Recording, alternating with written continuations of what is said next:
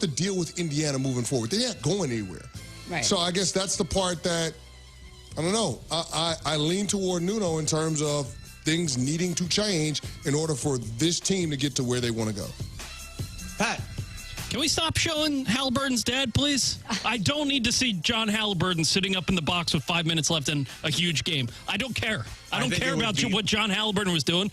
People freaked out over Taylor Swift, who is a megastar, being shown for 3 seconds during a Chiefs game, and John Halliburton's getting like a full report. What are we doing? I don't care about John Halliburton. I think it would be negligent by TNT to not show him. I think that's ridiculous to show him. Storyline. It's not a storyline. Why is it a storyline that John had? It's a storyline because he tried to fight one of the greatest players in the sport. The second best player in the league. What does that to do with? There's 5 minutes left in the game. What does that have to do with John Halliburton? Well, his son just did something that nobody else has done in NBA history.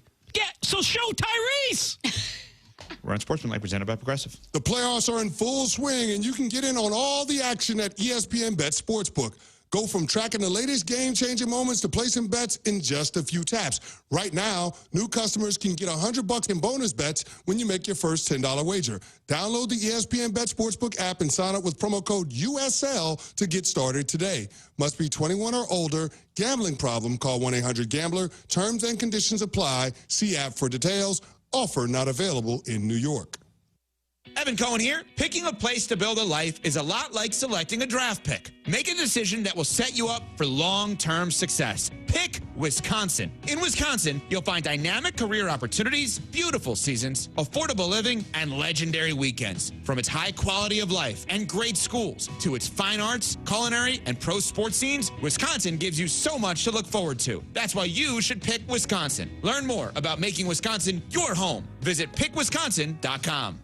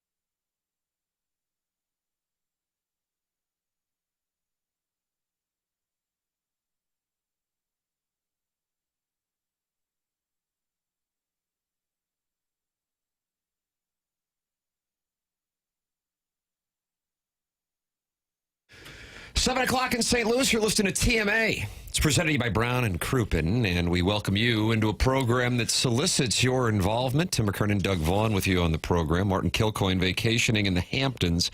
Little Jackie Papers, Chairman Kurt here with you as well. And the Michelob Ultra YouTube chat, Doug, they were waiting for us. The Bridgeton Landfill Fume Hover. What's he got to say? Boy, howdy, would you look at that on May 28th? Your St. Louis baseball Cardinals are tied for a playoff spot. 3 games back of first, Doug. That's not bad. All I can think about is how we started off thumping the Twins. Yeah, we did, and it's been uphill ever since. Well, not really. But it's been a steady climb. Also got to mean first place by mid-July. Oh, so you can be on your pontoon? What's that? First place in mid-July, and in October you'll be on your pontoon. Is that how it goes? Jackson's got it. Early got the bat to get it done. Well, that wasn't the exact passage. That boy is scrappy. How about that? No, that wasn't it either. Nah. Oh, well, never mind. Something about a pontoon boat. Maybe they can catch the Cubs when the Cubs stop playing the Gateway Grizzlies every series. The Cubs are playing the Gateway Grizzlies? Basically. Yeah, like knocking them around, too. More. The Rockies had them on the ropes, and they couldn't even finish the job. Is there a business model for the Tam Avenue Capital Partners? And by the way, I got to text Martin on his day off. We got another cash call. But is there a business model to just bet, Doug, what's your average unit size? 100K? Usually 100, 150. You're gonna have to bet probably about 300,000 to win 100,000. But if the Rockies continue, Mark McGuire, at this pace, the Rockies are going to be profit season. So what do you think about that? Betting against the Rockies is profit season. They've cobbled together a nice little 4-game losing streak again. Probably on their way to 7 or 8. 9-46. So if they only win 16% of the time, and I've got to bet essentially that they're going to win 33% of the time, there is an edge there for the Tam Avenue Capital Partners, and we might need to really, really dial that in. But you need a cash call to make it happen? Well, we got to pay some debts to the high school bookie at the Cracker Barrel under the water tower off 55. No, okay. They're 25 games back. What's a legitimate number that they could end up finishing that division behind when it's all said and done? 50. I'll take the over. Yeah, I think I'm going to go over on that. There's talk of them finishing 40 games back of the 4th place team. Well, that ain't good.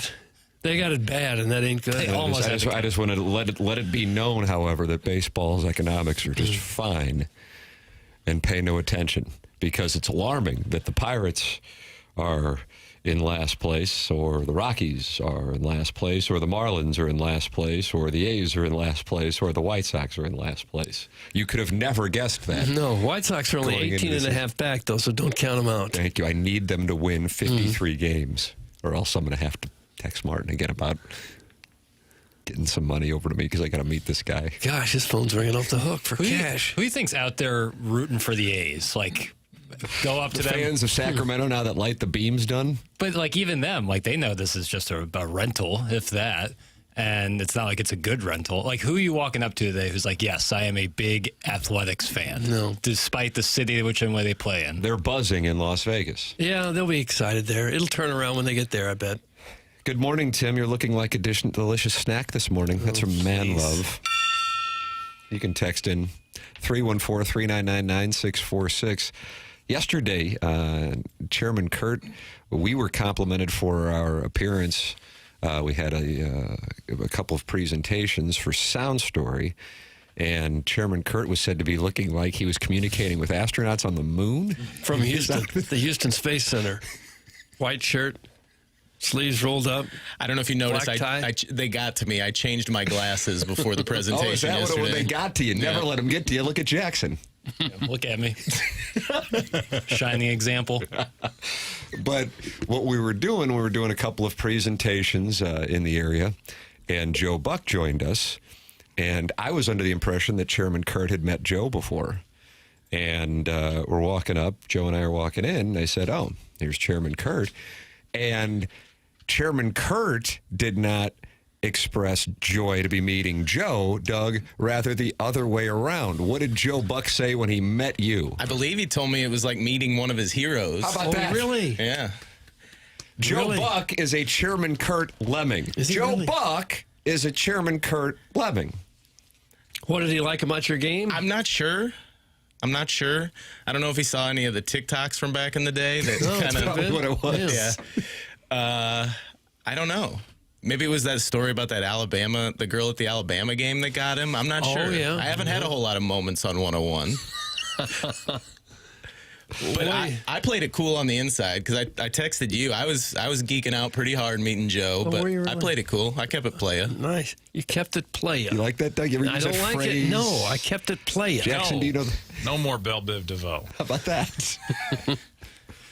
Okay, he just recognizes greatness, is what I hear. Game recognized game. Hoes do too. Right. It's not necessarily like one thing that you can be like, oh, I'm a big fan of. It's the body of work, and I respect that. And so impressive that you could keep it playa. I did keep it playa. Chairman Kurt and I are matching. I didn't even catch that. I guess I need to look around the dais on the outfits before we start the presentation because Chairman Kurt and I were all dialed up yesterday.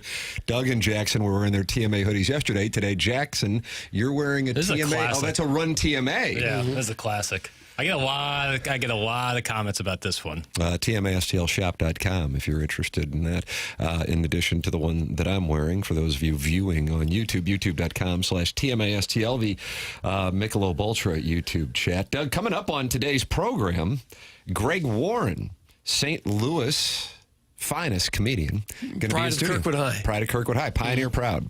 That's right. In studio at 8:15. Jackson, what's going on with Greg Warren? He's been on the program a number of times. I would describe him as a friend of the show. He's got a brand new special out. Nice. It's on YouTube, so readily available for everyone to watch. And he's going to come in and talk a little bit about it and just visit. It's been, I don't know, boy, what do you think, Tim? 2 years probably since we've had a conversation with Greg. I'm going to chip my bankroll on the under. I'm not going to have to meet that kid from Fox High School under the water tower this afternoon. Yeah, right. Maybe year and change.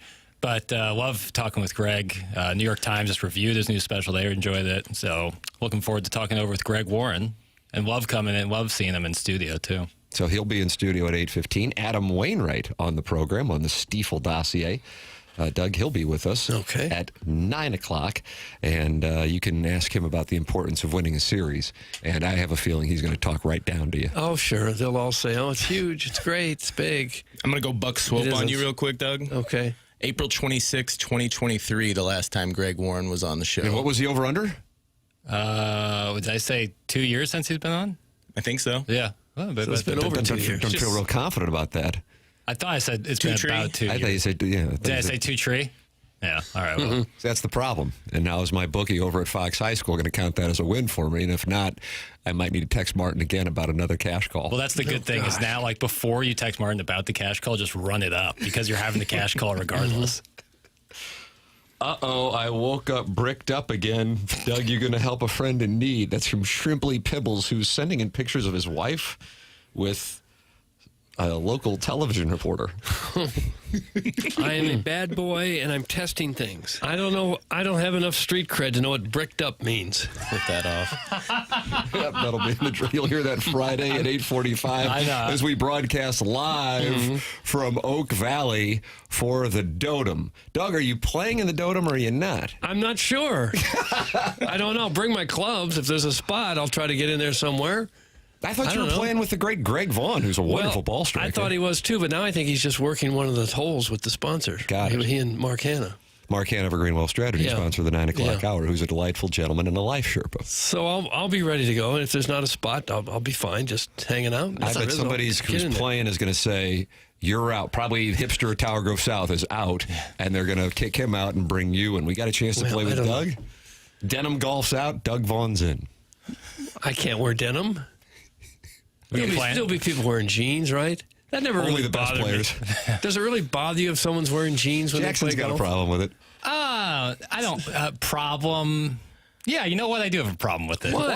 Why? 'Cause, like, what are you doing? Jeans are. That's not golf attire. But people wear crap to work these days. They show up in, Yeah, show up in seriously. Wow. sweatpants and T-shirts at work. Yeah, Why- if you're looking why at wouldn't them. that bother you? What's worse, denim or like gym shorts on the golf course? Poof.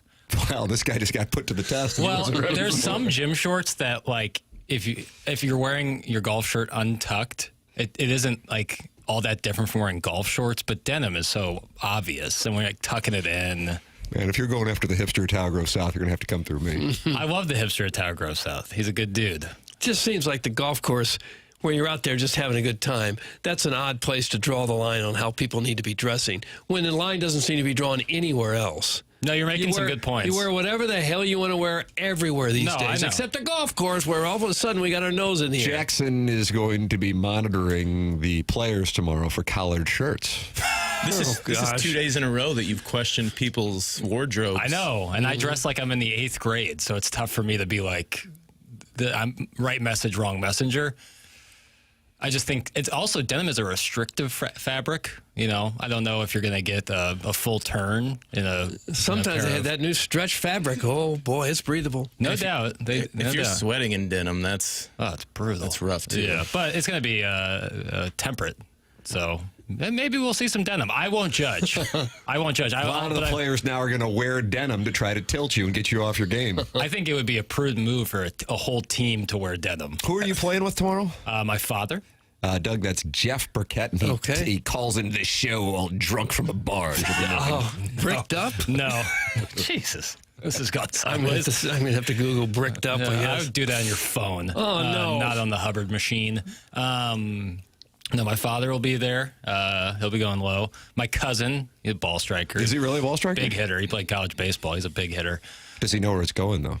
Yeah, usually. He's pretty good. I was going to try to set up a wager, but it sounds like I might be a major underdog here. So. I haven't seen Mitch playing a little bit, so we'll see. It's Mitch Cumstein, huh? No, I've met him before, too. Great guy. And then a family friend of ours, Jake, from 150 in, one of the most dangerous players in St. Louis, Missouri. Oh, for heaven's sakes. Or the greater St. Louis area. Yeah, from 150 in, he's And what's he going to be wearing? And will that match your approval? He dresses nice. Okay. Yeah, he'll be good. Sweet Kai is the reason Jackson is not going to the Plowhawks wedding here in a few weeks. And Sweet Kai is also the reason why Jackson's girlfriend is not going to Cape Cod. And he texts in, if you wear denim to a tea time, you definitely have a credit score that starts with a 4 or 5. Is that correct? Is that actually something? Could be. I just wonder, in an era where dress codes have been relaxed almost completely in any setting, why golf is the only place that you have to dress a certain way. In a recreational setting, no less. Not work, not church, not school, not anywhere important, but a place where you're out there playing a game. Now, we're going to get our panties in a bunch because someone's wearing a certain fabric. Jackson, Doug's coming after you this morning. I hope you're ready. My panties aren't in a bunch. Nor am I bricked up. No, but most golf elitists would certainly be appalled if anyone ever showed up with a pair of blue jeans at a golf course. Chairman Kerr brings up a good point because, like, athletic shorts, if you're wearing a golf shirt untucked and they're the right athletic shorts, I wouldn't know this, nor is it really that big a difference. If you're not tucking your shirt in, it doesn't matter. Therefore, I can't really judge on the denim, but... Yeah. I don't know what people are wearing to church. You brought up church. I don't know what people are wearing. Anything they want to wear. Is that right? Okay. All right. Not saying it's a bad thing. I'm just saying that's kind of where we are with dress in this era. Yeah. And now the only place that you can't get away with wearing what you want to wear apparently is a golf course. Hand up, I'm hypocrite because... Hand up, I'm hypocrite. I'm a hypocrite because... Text name starting on Monday when Jackson will update the text inbox name. I mean, Air Comfort Service sponsors the text inbox. I legit wear the same clothes I would wear to school in the 8th grade. Same outfits. Mm-hmm. And yet I'm out here talking about like how I love how Dennis Gates wears a suit as opposed to a quarter zip. You actually asked the man about it. I did. And he gave a great answer. Shout out to Dennis Gates. I talked about people going to the theater underdressed. I talk about not wearing denim on the golf course. I am a hypocrite. So I'm going to stop. What do you think? Denim in a driving range, is that okay? Sure, anything at a driving range is fine. Toes out on an airplane? Oof. What's that? You better have like sandals for a flight? You better have manicured toes. Even then, though, I mean, put some Let's not wear open-toed shoes on an airplane. Honestly, you probably should wear pants, too. Wow, got to wear pants on the airplane. Huh? Well, bare thigh. I think Larry David had that take. He sat next to a guy. He's like, what are you doing? I don't want to see that much of your leg on the plane. If you wear denim to a golf course, you don't know what a credit score is, but you definitely wonder why the bill is 20% higher every month after purchasing a lift kit for an old truck. That's from Carlos Spicer. Are these things factual? Are these actually data points? I just don't know why you'd want to wear jeans on a golf course. It shaves 3 strokes off your game. Denim? Look at Nicholas at Pebble when he hit that. What, he hit a 1 iron, Doug? I don't know what he hit. Said 17? What if it's like 45, 50 degrees, a little cold? Golf pants? Well, they're not going to be as warm as blue jeans, probably.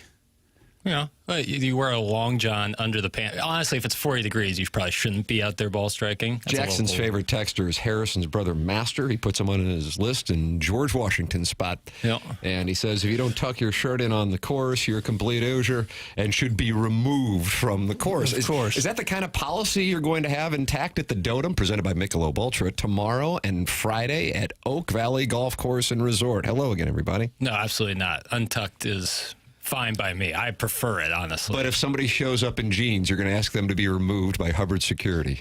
I'm going to ask him a few questions. Because if you're on the 2nd hole and they're on the 16th hole and they're wearing jeans, you would be greatly offended by that. Well, you couldn't possibly continue your own round. A DQ might be in place. You know? I don't know. You're going to disqualify the player. They came to play in this show's golf tournament, and they're going to be disqualified because Jackson sees them wearing denim. And possibly suspended. That's your jurisdiction. Well, I didn't know about this policy. It's not in the copy, but tomorrow is the Dotem. There are a couple of foursomes remaining if you wanted to play on Thursday. Friday is sold out. It's all presented to you by Michelob Ultra. It's at Oak Valley Golf Course and Resort, where we will be broadcasting live both tomorrow and Friday. I was trying to set up a wager with Jackson's pairing, but I think at this point, you guys are probably going to shoot, it sounds like 9 under. And I think my pairing's probably in the 4 under range. So if you give me 5.5 strokes, I think we can accomplish something here. We'll get back to you. We're going to have to assess. I respect that. No, I respect that. I think my dad gets to tee up further, given his age. What about my 7-year-old? He will also probably tee up further. But my dad tees to 7-year-olds. Is that ladies' tees? Is there one even in front of that? What are you trying to say? You have a line right there. I caught it. There's usually even tees up in front. Well, who plays those?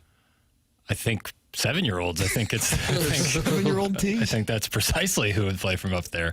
Either way, my dad gets to play up, and he just got a new driver. So and he's bombing it. Well, he's always straight, which will allow my cousin, the big hitter, to let it rip. It frees him up. Yeah. Jeff Burkett's right down the middle there at Oak Valley. I'll be darned. And then Jackson's cousin, that's Mitch Cumstein. Mitch, my cousin Mitch. He's just going to go 330. Carry, by the way. Who's the Hoosier that wears overalls in your group? No, there will be no overalls. Oh. Remember when Belle Biv DeVoe had that spray on the overalls? Was that the Poison video? I don't. Or was that the Doomy video? What do you mean spray? Like a denim spray? Yeah.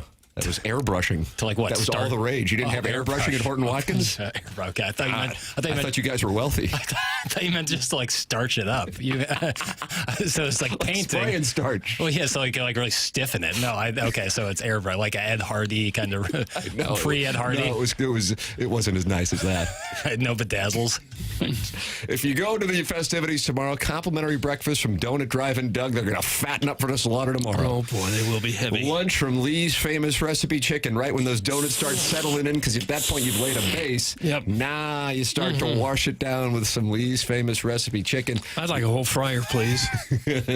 All your Michelob Ultras included. You have the 100 West Dental closest to the pin competition, a long drive competition courtesy of Pondoff's Anonymous Recovery Podcast. And then tomorrow's after party food is Texas Roadhouse. And on Friday, it's from Super Smokers.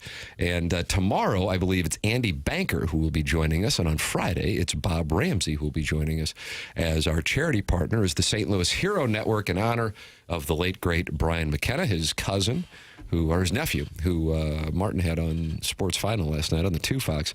Ryan McKenna is going to be out there as well. And then you got Brian McKenna Day on the South Side on Saturday. That's going to be on Mackland in between Devonshire and Nottingham. That'll be an all-day pony. starting, I believe, at 2 p.m. on Saturday. So we'll pay tribute to Brian McKernan. It's all presented to you by Michelob Ultra. If you're interested in signing up, 101ESPN.com, and then Stiefel. And I see Tex asking what is on my hat. It's actually a Stiefel logo. It's a bear. Yeah. Even though I'm a bull. That's the bear and the bull fighting, I think. Yeah. Yeah. Take a look at your portfolios. Who's winning? The Stiefel Charity Classic is donating 2 weekly grounds tickets to each of the 4 winners each day. And we're going to have second and third place prizes as well, courtesy of Oak Valley Golf Course. Plus, Oak Valley Golf Course is offering a dual membership for golf at Sugar Creek and Oak Valley for the remainder of this year and all of 2026. So if you want to play somewhere, 2,800 will give you a membership at both golf courses, and they're going to donate of that 2,800 $100 of each sale to the St. Louis Hero Network as well. So if you're looking for a place to play, you got a couple of courses, Oak Valley and Sugar Creek. So there you go. Doug, there it is. You've been briefed on what we have coming up tomorrow and Friday. It is the Dotem, presented to you by Michelob Ultra, and the proceeds, portions of the proceeds supporting the St. Louis Hero Network in honor of Brian McKernan. There's going to be the potential to eat an awful lot out there tomorrow and Friday. I wonder if it wouldn't make sense if the good Dr. Pryor could pull the tusk off some of these walruses just so there's some food left for the rest of us. I mean, right at the get-go. You think some of the gentlemen are going to fatten up? It's a good thing we have a dentist out there, because there will be some people that are going to need some incisors yanked. Stop eating. I think it's going to be a Hall of Fame day of eating. I mean, truly. It sounds like it is. Kick it off, 2 donuts, ultra throughout. Yeah, to wash it down. Right. Whole fryer lunch. Lee's chicken, pack it up. And then, and a side of beef for dinner. Texas Roadhouse at night. Guys, I didn't hear it in the copy, but will Lee's be sponsoring foot rubs for any mothers who come out to play or watch? That's good question. Everyone turned and looked at me. I don't know why that would be the case. Well, I mean, that's your account. Like if it were James Carlton, they'd look at me. I've been doing James Carlton endorsements for close to a decade. Right. That's your account. So I don't know. And his customer service, you could say, is like the foot rub of insurance. Don't you weave your kinks into my advertisers. No foot rubs. Everyone keep your shoes on tomorrow. Okay. Really? It's kind of a surprise and disappointing all at the same time. Now, what about if someone shows up in tennis shoes and not golf shoes? Do you look down your nose at them as well? No. I mean, I've looked down on your ability to plant your feet in the ground and get a quality swing out there. But again, who am I the judge? I can't hit the ball.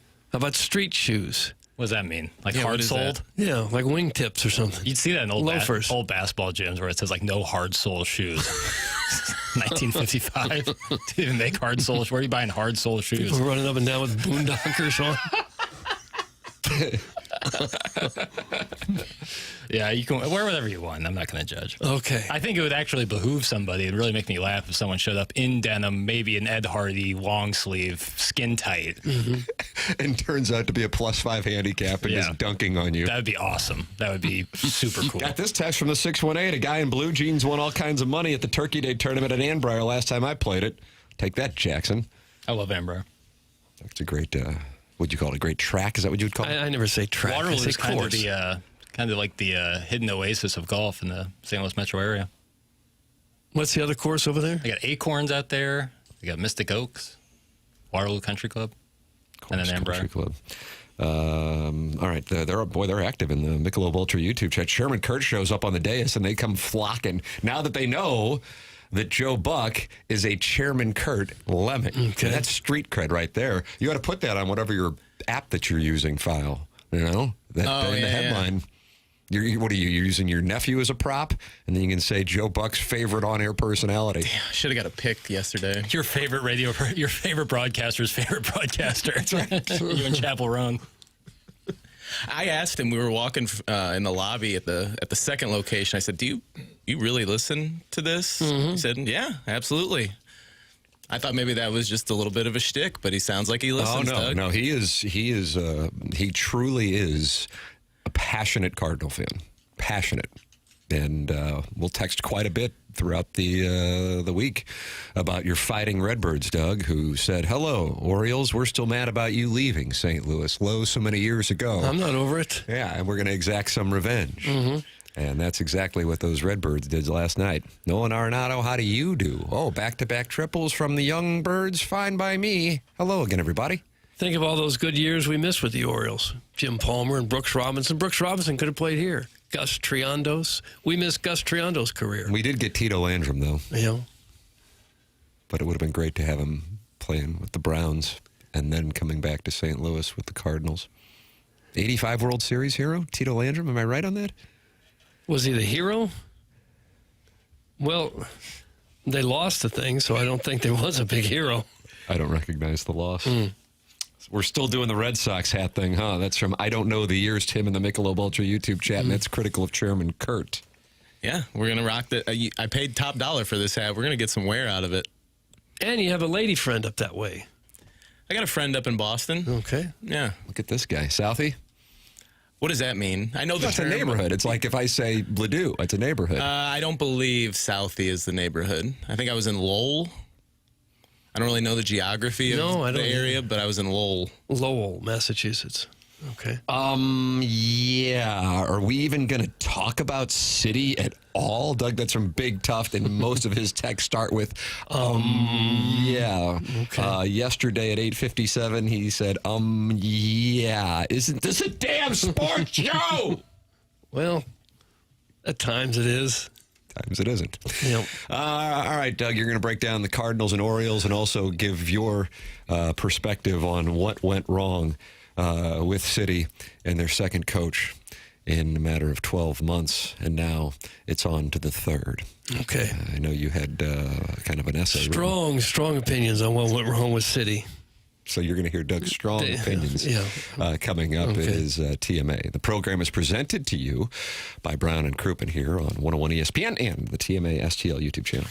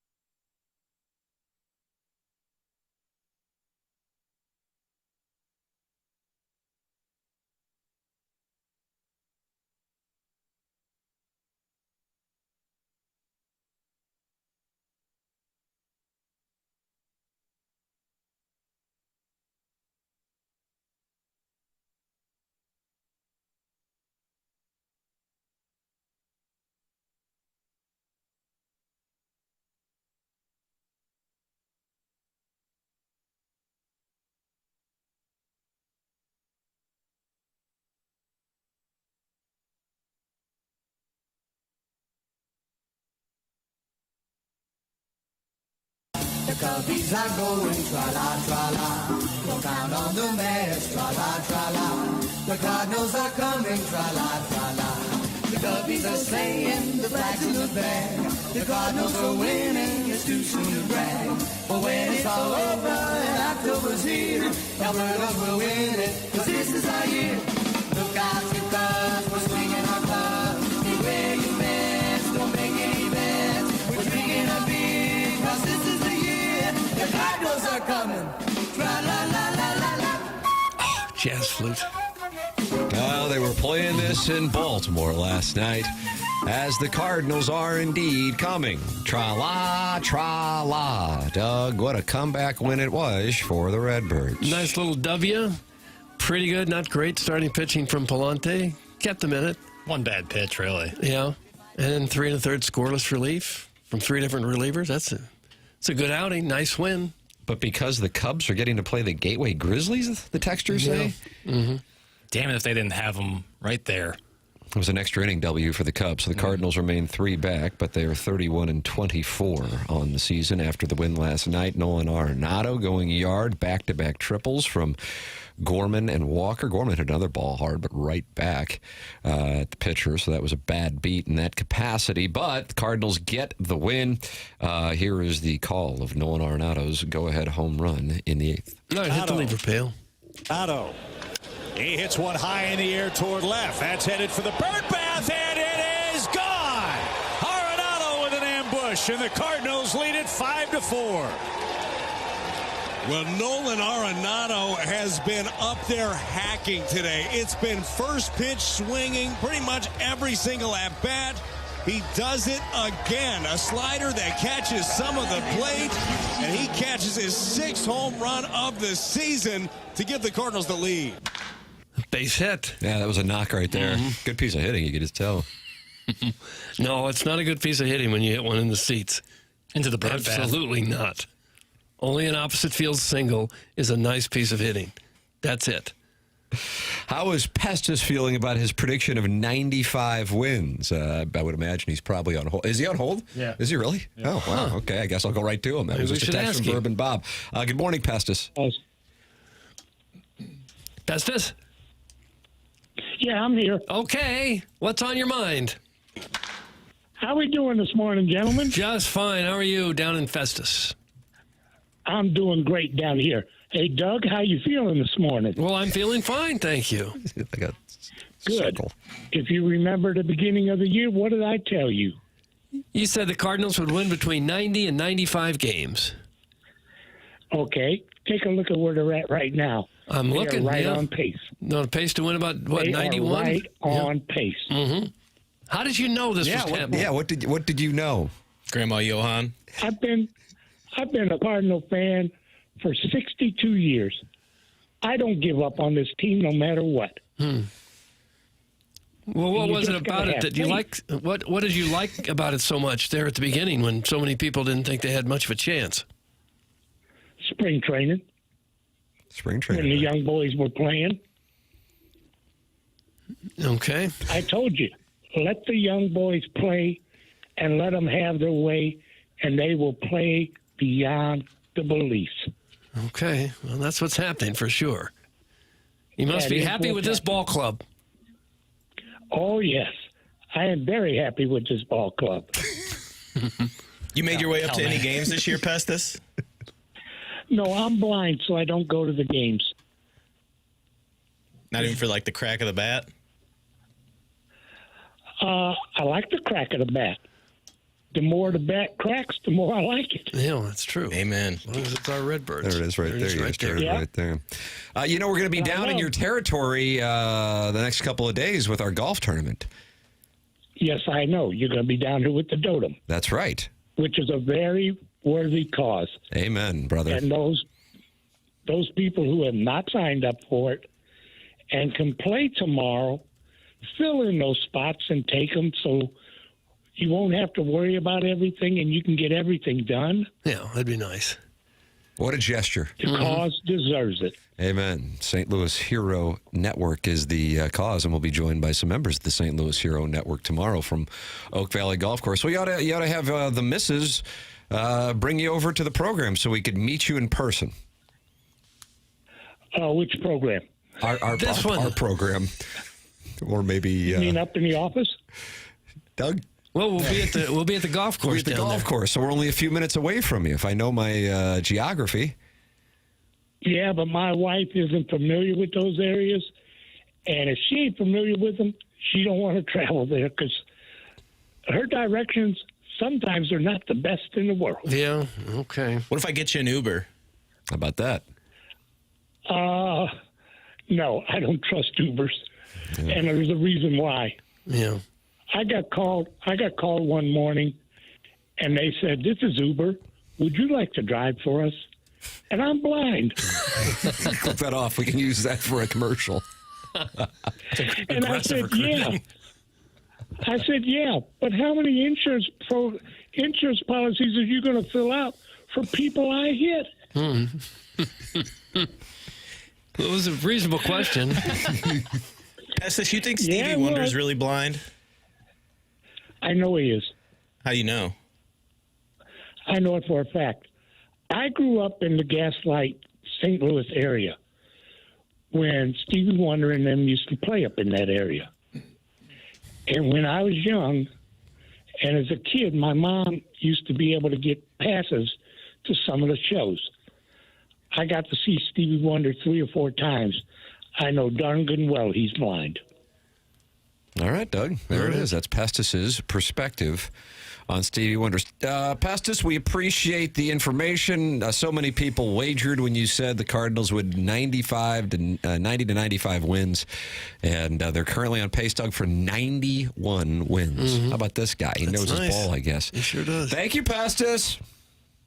All right, gentlemen, thank you. And the attendance needs to go for the Cardinals. The attendance needs to go for the Cardinals. That's true. It needs to improve. Pestis from Festus on the Collier and Thompson phone lines. Coming up on the Stiefel dossier, Greg Warren in studio at 8:15. He's got a new special out. And Adam Wainwright will join us at 9 o'clock. We have the Design, Air, Heating, and Cooling email of the day at 10:45. Send yours in to compete the morning after at InsideSTL.com. That is how you compete in the Design, Air, Heating, and Cooling email of the day. The program is presented to you by Brown & Crouppen, online at brownandcrouppen.com or by calling 314-222-2222. If you are in need of a personal injury attorney, you're going to want somebody who is local. Brown & Crouppen is local, founded in St. Louis in 1979, and you get to hear them here on the program. Andy Crouppen, Terry Crouppen, and Ed Herman. You get to know them, and you know you can count on them. It's Brown & Crouppen, online at brownandcrouppen.com or by calling 314-222-2222. Remember, the choice of an attorney is an important decision and should not be based solely on advertisements. 7:39 in St. Louis. Time check brought to you by Clarkson Jewelers. This is TMA 101 ESPN.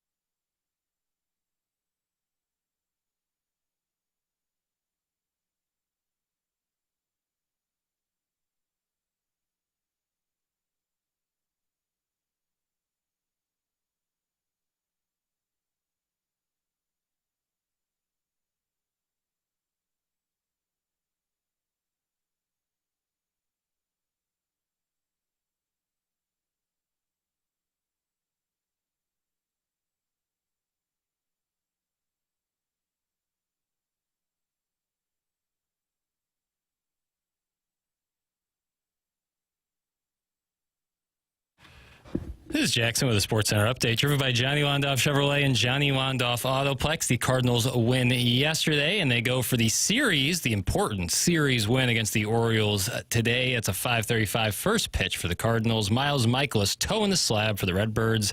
That was another Sports Center update, driven by Johnny Wandoff Chevrolet and Johnny Wandoff Autoplex. See them at wandoff.com. Chevy, together we drive. Are you kidding me?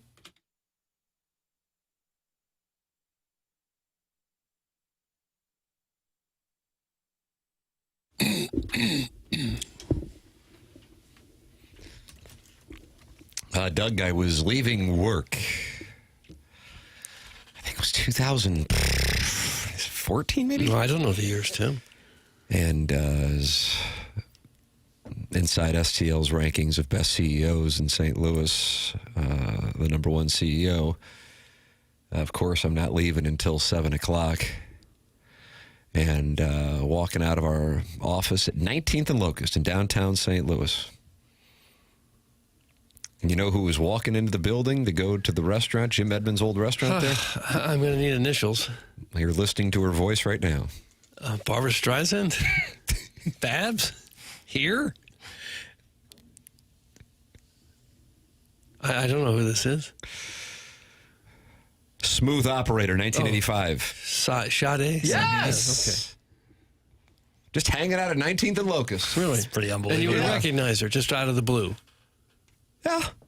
I did recognize Sade. I did recognize Sade. Were you confused why she was in our fair city? Still to this moment. I think she was playing in that poker tournament you had up there. No, is that right? I think she was on the third floor. Parliament, Omaha. Yeah, we were playing some PLO. And Sade came in. That's a dream. That's when you have to start pinching yourself. Sade! Yes! That's what 636. Okay, stop it. People love Sade. You don't really expect to see major celebrities on the streets of St. Louis, so... In particular, 19th and Locust. Right. So you're not really... the antenna, the radar's not out looking for people, really. So sometimes I think some big name could walk past you and you wouldn't even know it. Like Sade. Uh-huh. But we kind of run in the same circles. Oh, I imagine you do, yeah. Now, there were studios right across from the Inside STL World headquarters at 19th and Locust. We were on the south side of Locust, and on the north side of Locust was Fat Buddha Studios. Oh, yeah. There's great work there. And a number of recording artists would come there because that's apparently one of the best places to record tracks. You did your second album with Andre 3000 and Sade, and you recorded it at Fat Buddha Studios, if I'm not mistaken. I was not at Fat Buddha Studio. I did it down in Afton at that bowling supply store. They got a little back room there that worked well. I used Sade as my walk-up song in college baseball. Sweetest Taboo. No, that's not a good walk-up song. Well, if you're the pitcher, aren't you a little surprised when you hear the Sweetest Taboo? You don't want to mellow out when you're coming to the plate, do you? Some people. No, you don't want to mellow out. You want to get jacked up. Yeah, but you don't want to get too quick. You start hacking the change-ups. Brother. That song was featured in the movie Indecent Proposal. Woody Harrelson and Demi Moore and Robert Redford. That's from Sharon and Clayton, Doug. Okay. Kind of taking Jackson's song and dance right there. Indecent Proposal, good or bad? Never seen it.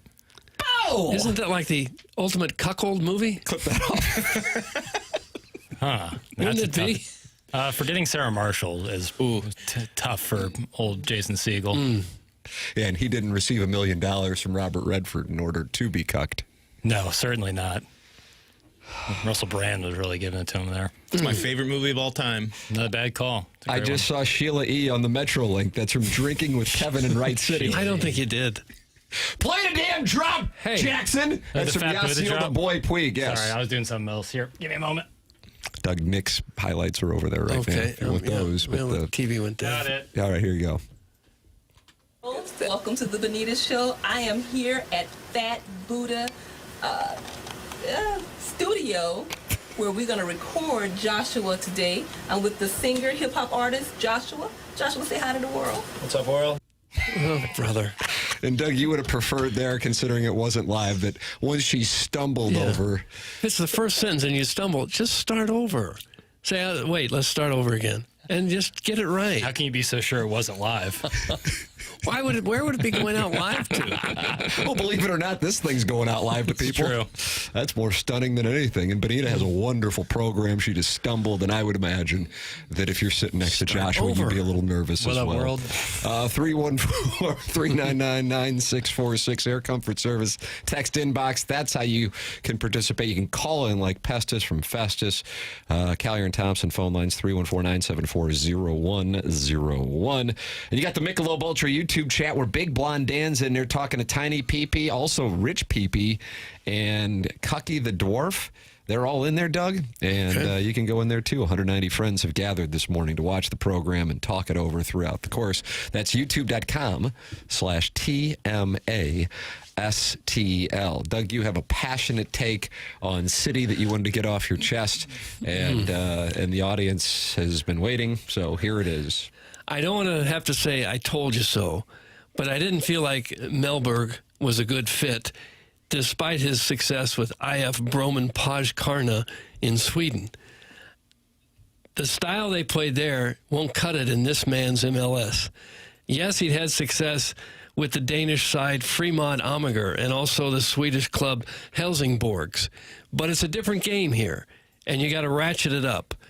So he seemed like a nice enough guy, but I'm just not sure he was ready to coach at this level, Timmy. Bundesliga, second Bundesliga. Mm-hmm.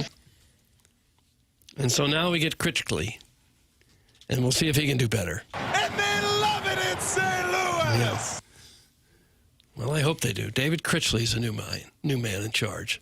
And what do you like about his style? Well, I think he's going to play a style that St. Louisans like. I think he's going to want to score some more goals and prevent more.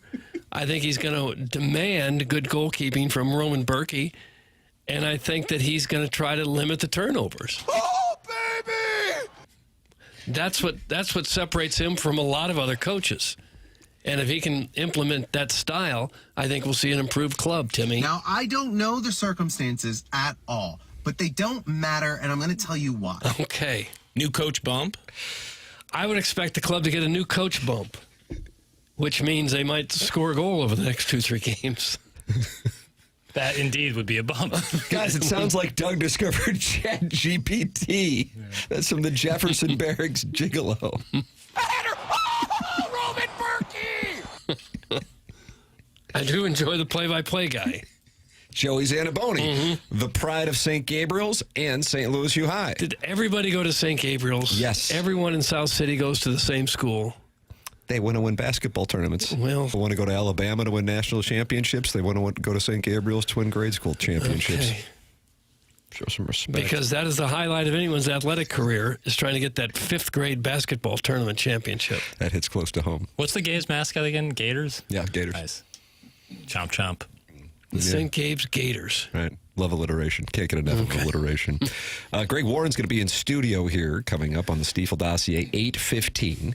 And Adam Wainwright's going to join the program at 9 o'clock. You can email in the morning after at InsideSTL.com for the Design Air heating and cooling email of the day. Design Air is online at designairservice.com.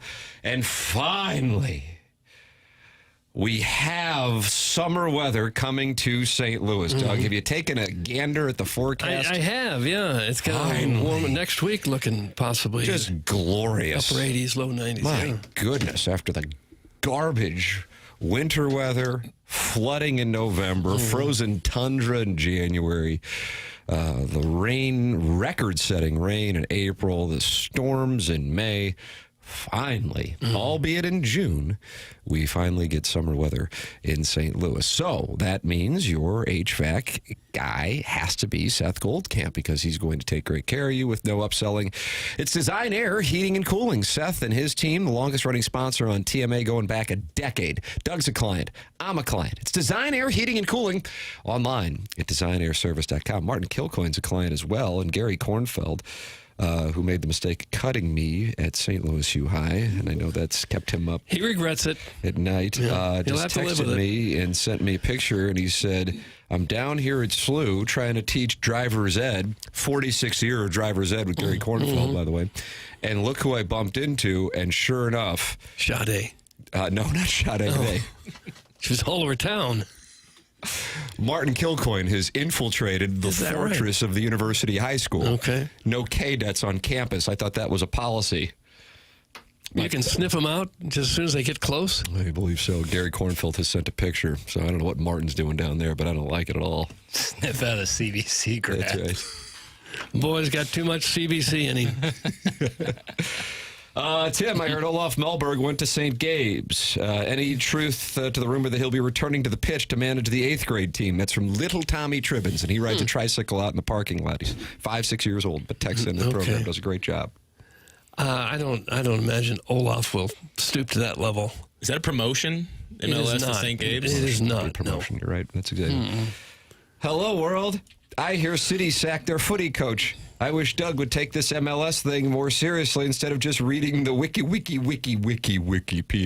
Thanks, and hashtag free perk. That's from Brian Henshin, who is covering Caitlin Clark, and she's going to be out for a couple of weeks. Yeah. Maybe he was also covering the Pacers last night. Probably not. Are there guys who kick with both legs? Yes, absolutely, all of them. He was really stunned by that. Professional world-class soccer players can actually kick with both legs. Jackson, I think it'd be wonderful if we actually heard the reporter's answer. I know that you're going to have to pull that up, but yeah, that was the friend of the show, Mike Francesa, asking if gentlemen kick with both legs. I'll say this, I can barely kick a ball with my left foot. Barely. Not a great kicker with the right foot. But left foot, I might fall over if I had to kick a soccer ball with my left foot. And that is why Francesa asked. Yeah, maybe it's not such a bad question. Sure, guys. If a CBC grad is on the SLU High campus, there's likely a maintenance issue that needs tending to. That's from Minute Bowl eligible. Go ahead, Jackson. One moment, I got to get the exact. Oh, for heaven's sakes. They don't go into lockdown if a CBC student approaches the campus, do they? It seems like Gary Kornfeld's at peace with it. Okay. And maybe he was sending that image for me to alert security. I don't know. All right. All right, here we go. Okay, love to hear it. Hit the lever pail. And a system that takes place. And I saw a guy make a winning kick with a lefty kick. Are there guys who kick with both legs? Yeah, most everybody kicks with both legs. Oh, they do, huh? Wow. I mean, there's not a strong leg. They kick with both legs, huh? Everybody kicks usually, wow. Except for sometimes lefties, Mike. You know, there's a little dominance for left footers. So everybody uses, there's not a power leg. They each use both legs, huh? Generally use both legs, wow. Mike. There can be a predominant leg, but you really have to be capable. So even your righty even has to be able to kick with his left leg then, huh? Absolutely. Okay. Gosh. I noticed that because I know them kick lefty. I said, wow, I wonder if a lot of guys kick with both legs. So everybody kicks with both legs. Okay. He still doesn't get it. So that was... And he was trying to explain you have a dominant leg, of course, but you can't kick with the other one. He was talking to the St. John soccer coach, who was a 2-time NCAA Coach of the Year. I got to tell you, Doug, with what you call a quarter century of a Hall of Fame career here in St. Louis, and those are your words, not mine, I would imagine we could probably pull 100 clips of me asking an absolutely ridiculous question. However, the one thing that outside of Francesa's compensation package, about, $6-7 million a year, the other thing I envy is that when he asks the bad question, he revisits it 6 more times. Yeah, right. Just to make sure. It would be like asking an NBA player, can you make a left-handed layup? Yeah, yes. Kevin Durant going to join us in the 10 o'clock hour. I'll ask. That'd be great. You wouldn't know what to do with yourself. What's up, Easy Money Sniper? Flip that off. Left-handed layups are kind of tough, though. Not if you get paid $50 million a year. No, not at the NBA level, they are not. Oh. But like a high school kid going hard, shooting with the left hand, it's not easy. Here, you got a kid in middle school, you got a kid 5th, 6th grade looking to get better at basketball. Brush your teeth with your left hand. Eat dinner with your left hand. Look at this. Look at Coach Burkett. Start getting comfortable with using your left hand for things that you'd always use your right with. Yeah, or just practice the left-handed layup. Just get your left hand much more use. You gotta use your left hand more. Okay. Yeah, start doing everything with your left, and that'll help. And then be confident, Still a hand. I found it easier just to jump off the wrong foot and put it up right-handed. Yeah, it's a good way to put that ball in the bleachers. Well, a lot of them went there anyway. Hey, guys, Sade went to St. Raphael's. Thanks. That's from Big Tough. She didn't. Is that just right across Francis P? Yeah. Is there a natural rivalry there with St. Gabe's and St. Raphael's? You know what they say, in order for it to be a rivalry, the other team has to win every once in a while. Right. No, brother. They have 2 Catholic schools right across a park from each other? For the kids we love the Lord on the south side. They got enough kids to go around to That's right. fill those schools Sade up? went there. Yeah, Sade. She came from out of town to go there. Orson Woods wacko pleasures his wife's boyfriend with both hands. That's from Mr. Licks. No. Where did that come from? No, I guess it's uncalled for. Francesa's. Yeah. Yeah, it's not appropriate. Greg Warren only works clean, and he's going to be in studio, even though this program does not. He's going to be with us at 8:15. Adam Wainwright also only works clean, and he's going to be with us at 9 o'clock here on TMA. The Cardinals do this thing, Doug, and I enjoy it, and I sent it to Little Jackie Papers. I didn't know if I was getting you a little too early this morning because it was right around 5 a.m., but I was up at 4. I was up. You were up? What time did you get up today, baby? 4:45. Wow. Where after they walk off shaking hands following a victory, the camera's sitting right there outside the clubhouse, and they give their shout-outs. Who was you giving your shout-out to last night when you were walking off the field wearing a Navy hat with a road uniform? I guess Nato. Nice knock, Nato. All right, let's see what it sounded like. Shout out Nada, big win right there. Hey, shout out Hill, say shout out bro. That's a whole team win right there. Lars for the big day. Thought everyone had good at bats. Lars had some great bats. Shout out to Nado. Shout out who? Shout out Nado. Great job. Shout out Nado. Shout out J-Walk. Shout out Gorm. Base hit. I like that they've done that now, like the past probably 3 or 4 wins. They seem to like that. I kind of like it, too. I'm a big fan. It's kind of a little game summary. It's like your 3 stars, but in baseball. Yeah, and it's fun coming from the players. And I like more behind-the-scenes stuff. More, John Gruden, when he visited, did a lot of behind-the-scenes stuff in the clubhouse, hanging out. I just like being out there hanging out with the guys. I think it brings fans some connection to a team that's fun. That's a lot of personality. It has to be an inside job. The Cardinals have to be doing that. They are, It's not just another media guy. It's the Cardinals PR team doing So that. somebody had a good idea in the PR department to do that. Who had to doff their cap. And it's Here, it's all working. Doff. One glorious Doff. All right, nice Doff. Yeah. Chairman, you Doff? I did like a doffing motion. Okay, that'll do. Yeah, it doesn't have to be Skeens level, but Tim I'm doing the Skeens level. That even is a little soft for Skeens. No, I like So it's that. a nice touch. Yeah, shout out Nado seems like the right. You could say shout out Nado for the last 2 wins, really. I'm not sure I've seen any other team do that. If they are, I haven't seen it on my feeds anyway. It could be an original idea. I would say that pro sports in America across the board have done social media people have done a really good job with like little stuff like that, like asking Rockies' social media team's killing it this year. maybe not the They all Rockies, resigned. but like the hockey basketball teams, like they'll like put up a little question of the day, and the players will come by and answer it. And it's it's very little, but it gives you a little peek into the player's personality that you don't get to see in a post game presser or even when they come on the radio. You know? Sure. Mm-hmm. I just opened up my TikTok, and I see Ernie Johnson's talking it over with Timothy Chalamet and Ben Stiller last night in Indianapolis. That's right. And Ernie Johnson told Chalamet that he's playing Ernie in the biopic. Yeah. Yep. Maybe about 40 years, but You like that jawline king, don't you? he's great. Jackson loves Timothy Chalamet. Well, yeah, why so much? Yeah, great actor. Aura. But he makes great choices, you know. But the bottom line is you're attracted to him. No. Is he attractive? He is attractive, yeah. Are There's you no attracted doubt. to him? No. Who are you more attracted to, him or Eric from the Central West End? Neither, but both are attractive. It's tough, though. Different kind of attractive. Doug, what's the Mount Rushmore guys you're attracted to? There is no Mount Rushmore of such. Have you seen the TikTok trend of bros calling other bros just to tell them good night? No. I hope I never do. Boy, what's going on with your algorithm? I've even got into that one. Yeah. And Lord knows I can hang out in the dirty. I consider doing it to you, Doug. Bros calling each other to say goodnight? Yeah, Could you imagine a call from Kurt Gardner at 10 p.m. and he just says good night? Yeah, you put the guy on speakerphone and then somebody's recording you, and I would call you and say, "Hey, Doug, just getting ready to hop in bed. Just wanted to tell you good night." And what kind of response are you looking for when you make a call like that? I mean, whatever's organic for you. You say, okay, good night. And that's kind of the way a lot of the people receive such I would calls. think so, yeah. But you get a kick out of doing that. I haven't done it, but I do like it. I feel bad. I've spoiled it. Now I guess I can't do it to you. It's this generation's version of the prank phone call from... Is it a prank? Years ago. I think it's prank adjacent. There's no malice to it, but it's just...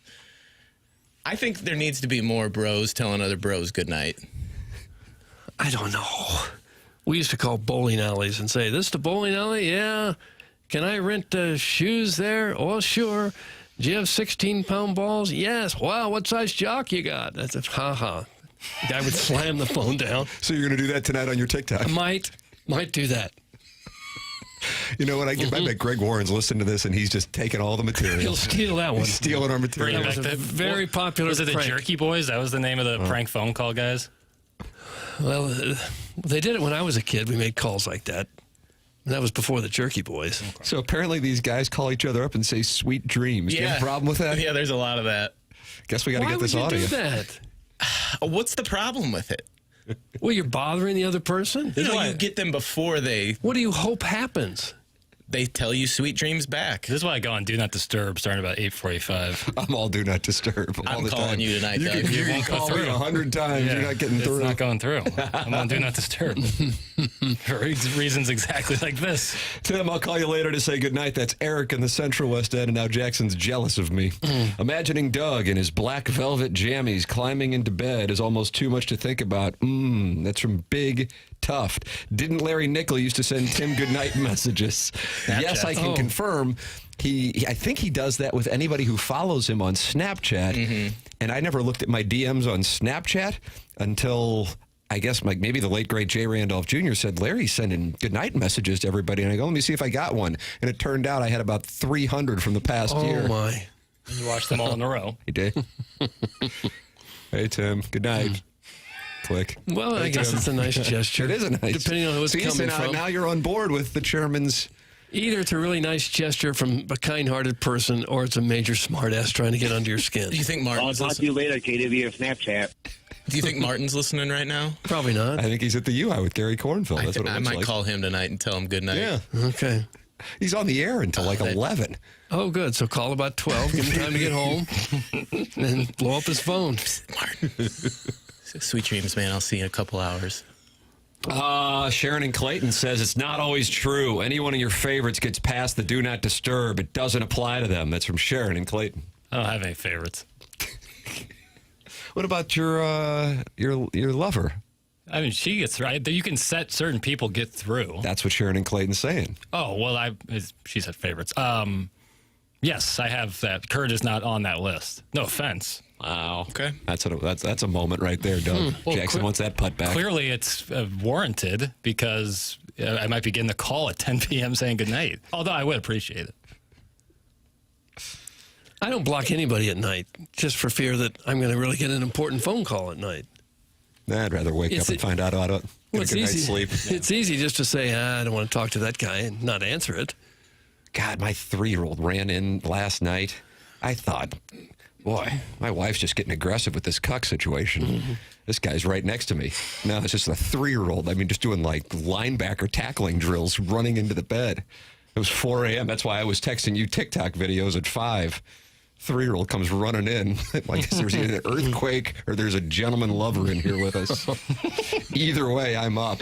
But all you care about is getting that extra 30. I just want to go back to sleep. Right. That's what I care about. Right. Bad night for REM sleep, Doug. Only 40 minutes of REM sleep. That doesn't seem like a lot. For my whoop right there. Check out the whoop. No, that's the reason. Bad news. Bad news. Greg Warren's going to join us coming up here in a matter of moments on the morning after. He's got a comedy special that the New York Times has an article just came out.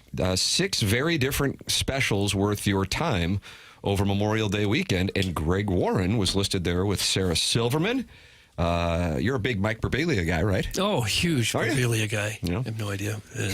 Emily Wilson, Jared Carmichael. I know you watched that one. And Greg Warren all listed, along with comedian CP. That's Sunday after 6. Those are the 6 specials. Greg Warren, New York Times. He's in studio with us next. Adam Wainwright at 9 o'clock. The program is called TMA. It is presented to you by Brown and Crouppen. And we are very grateful for the sponsors that make it possible. Doug, one of those sponsors is Mark Milton.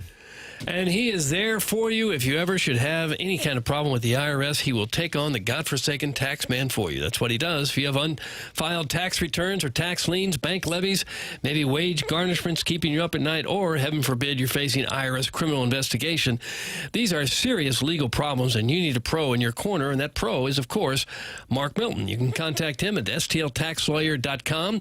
Mark Milton and stltaxlawyer.com provide a local and holistic approach to tax resolution. Mark started his legal career with the Department of Justice Tax Division in Washington, D.C., where he represented the IRS in tax cases throughout the country and received the DOJ's Outstanding Trial Attorney Award. He is simply one of the best in the entire country at what he does. He now helps individuals and small businesses here in St. Louis solve their tax problems. If you have any kind of IRS issue, contact Mark Milton at stltaxlawyer.com today, and you'll be saying, no, I'm not guilty. I'm with Milty. Remember, the choice of a lawyer is an important decision and should not be based solely on advertisements. Fisher Window and Door Store, 8 o'clock hour here on TMA. Listen live on the TMA STL app or watch the program on YouTube at youtube.com/TMA STL. You're listening to The Morning After on 101 ESPN.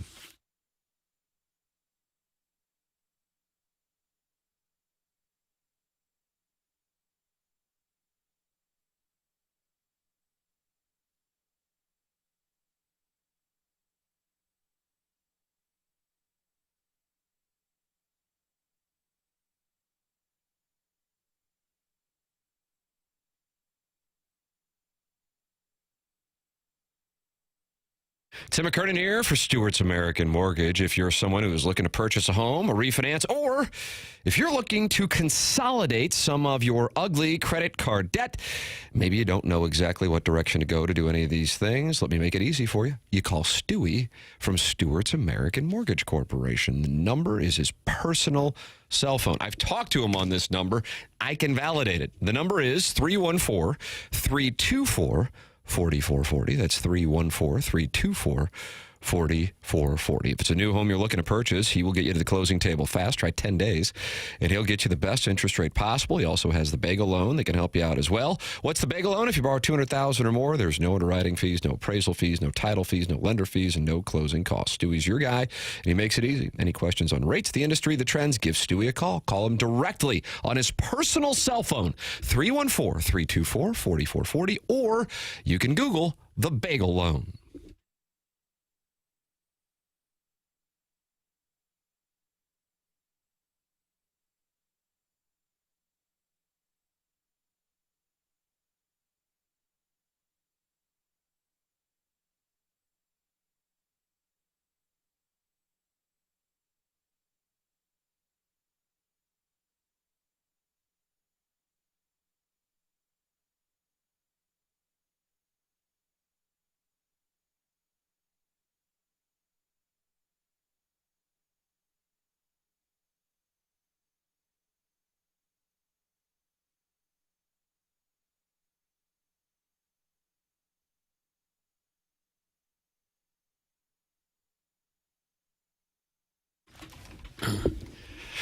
Welcome back to The Morning After, 101 ESPN, and you can watch us on YouTube. And if you're watching on YouTube, Doug, you might realize, well, hold on a second. Now I just see a big red block.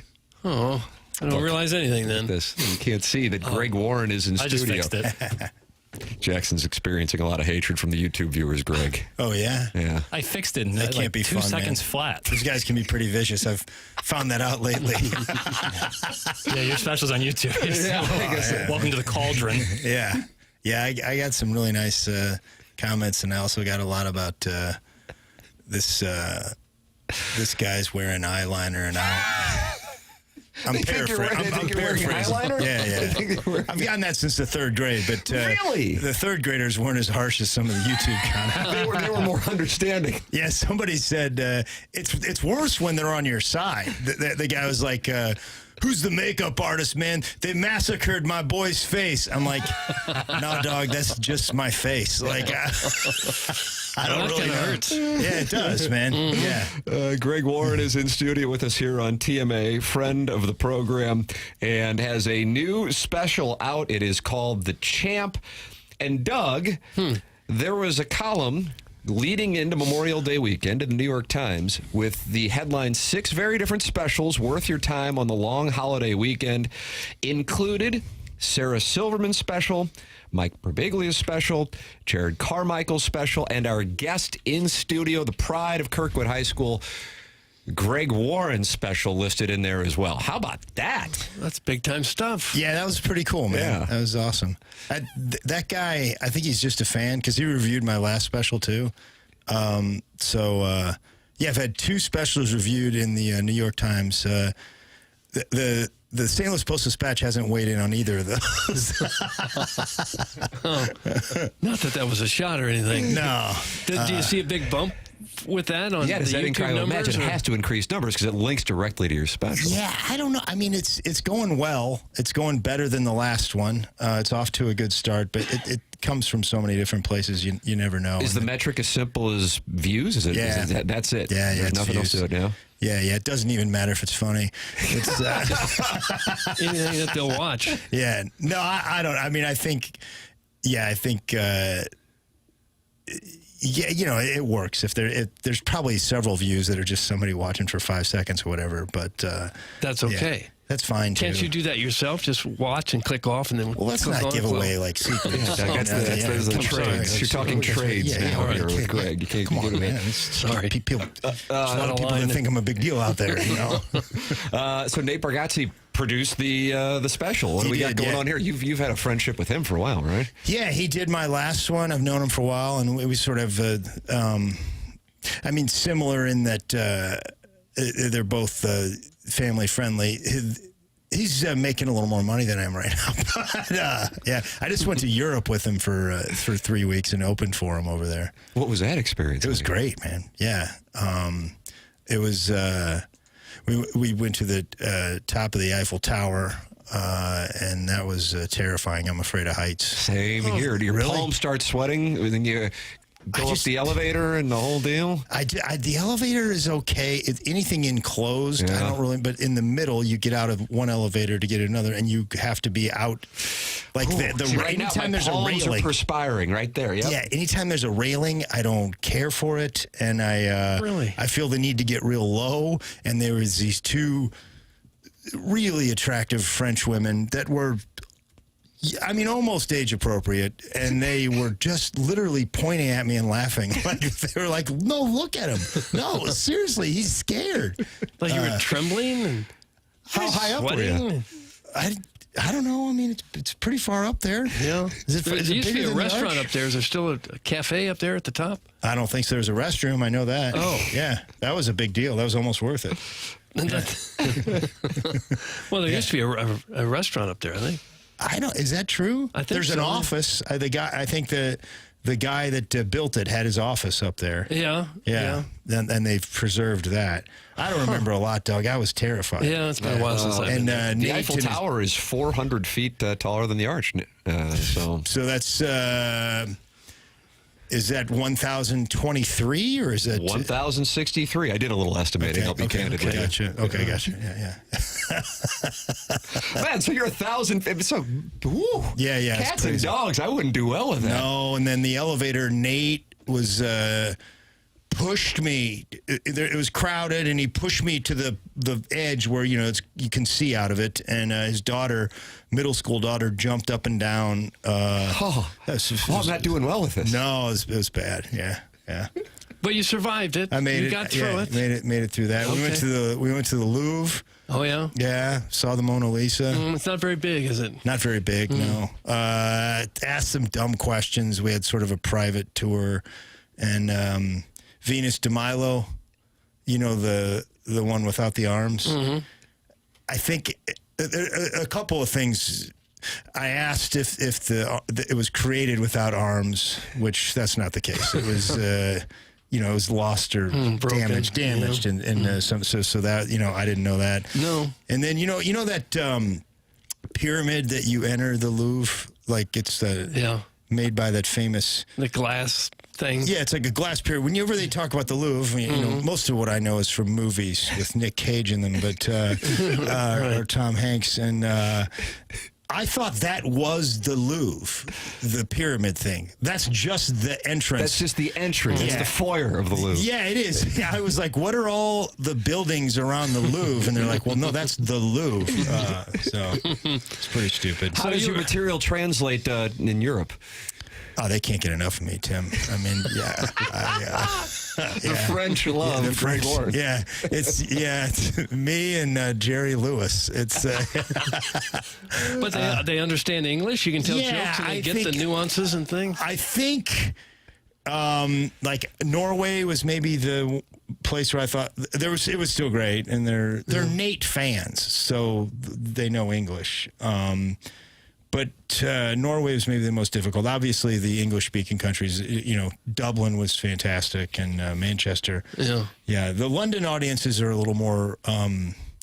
I don't know. They felt they were great, but they felt more like opera or something. A little more sophisticated. Yeah. Old money, kind of like at the Dotem the next couple days. A lot like the Dotem. Yeah. It's a lot of the same people, actually. Yeah. I saw some free Dotem shirts. Over there in They London. love us in the UK. Yeah, I bet. Yeah, probably in front row. Yeah. So those were. But Paris was the one where it was like all expats. I think it wasn't as many the foreigners there. There weren't a lot of French folk. No, and I took several years of French in college at Mizzou. Had 3 years, did you 3 years really? at Mizzou. Wow. Yeah, and 3 years at Kirkwood. So you could communicate with the people. No, you could not. After 6 years, it's been a while. Yeah. I wasn't as focused on some of the academics and as I should have. I'm there with you. I took 4 years of Spanish, and all I could say is Pepe y yo somos buenos amigos.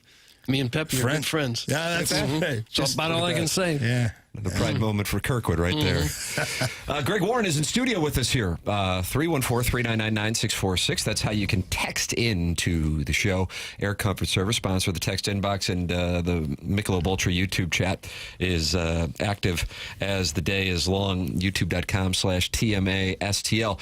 Do you know when you get done recording this new special, The Champ, that you got something? Or is it one of those things that you don't know until the audiences get it?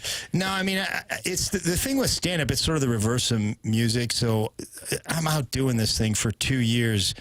So you know the material. Developing the material. And I've figured out whether it works or not.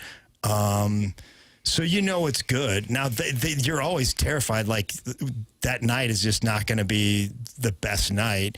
And we did 2 shows, and the first show was kind of not the best crowd.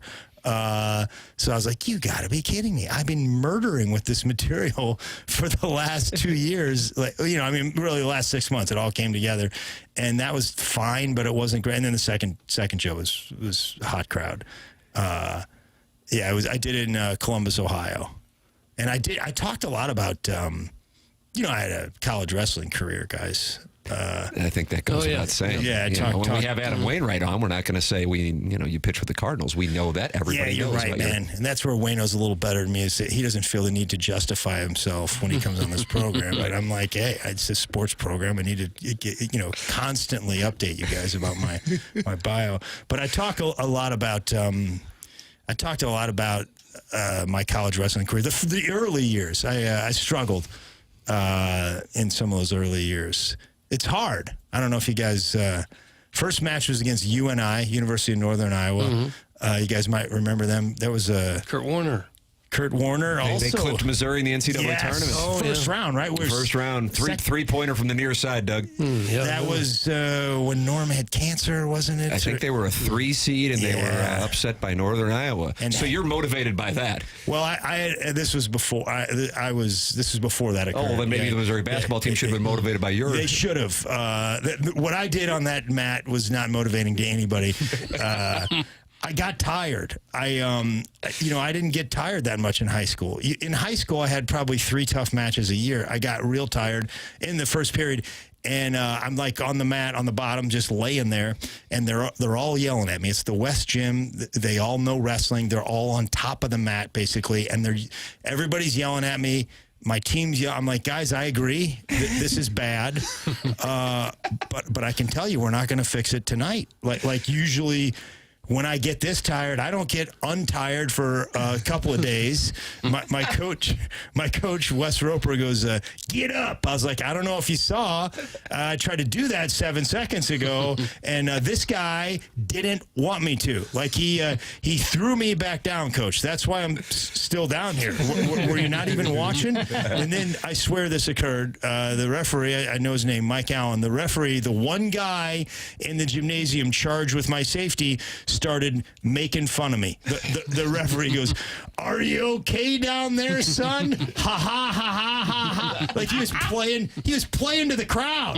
Okay, he didn't care if I was okay, Tim. He was trying to get laughs, and as a comedian, I can tell you, he was good. Like he had a real good show that night, and it was that was like, I think it was the first match my freshman. It was awful, and he never. Like, I was good. I was the captain of the team. I worked hard. I wound up being good. But, I mean, I'm like one bad practice my senior year, he'd bring it up. Warren, this reminds me of when you laid down at Northern Iowa. Like, I was technically forced down. Lay down. Even if I had to, Warren, you got after today. Good job. Bunner, you're an embarrassment. You remind me of when Warren laid down at Northern Iowa. This is a go-to example. Yeah.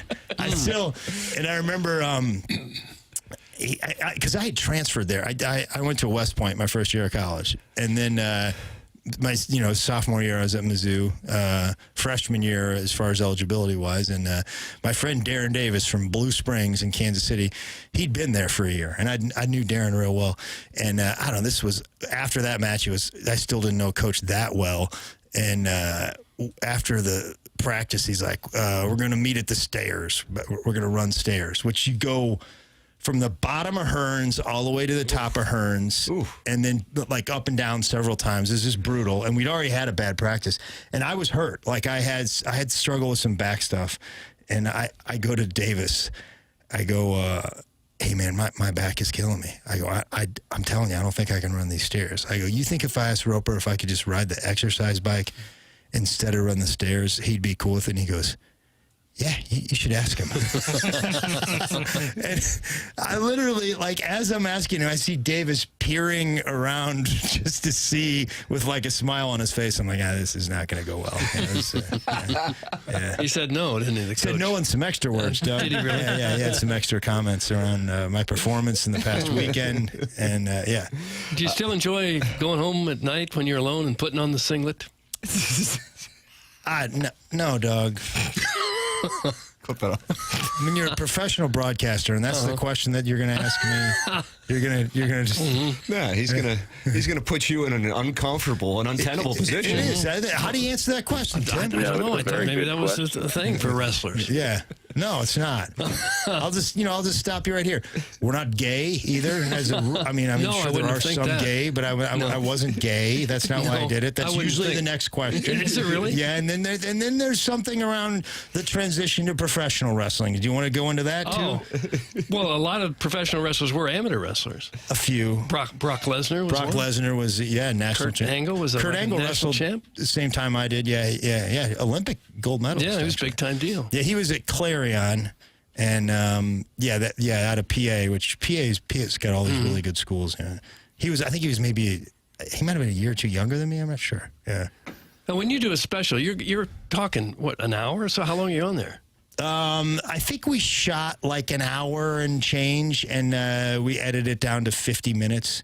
How do you remember an hour's worth of material without ever missing a beat? Doug's like it's funny because that's like my friends. Like, usually the older people will ask that question. That's what they're most impressed by. You'll murder. I just murdered for an hour, and an old guy, I'm not just impressed that you remembered all that. I mean, like, well, there's punchlines, too. Did any of those? It's not impressive. It is, too. I say the same words, Most people are terrified to get up in front of people and talk. That's like the number one fear that people have is a fear of public speaking. And to get up there and basically ad-lib, even though you know the material, for an hour, that's really a tough thing to do. You don't appreciate it because it comes easy for you. Well, thanks, man. I tend to, the writing or the jokes are more, when I'm invested in. But yeah, the memorization. I mean, you read the news every night. You're fine with it, right? Yeah, he's been with KMOV now going back to 1987. We're not ad-libbing it. You're not making all that stuff up? Well, sometimes. Sometimes I watch the sports. You seem like it's off the cuff. I'm not there anymore. I haven't been there for almost 4 years. Thanks for watching. Obviously you're trying to do that. Right there. That's a trained broadcast. You don't erase a career, but you had a good run. Greg Warren's in studio with us. The new special is called The Champ. You can stream it on YouTube.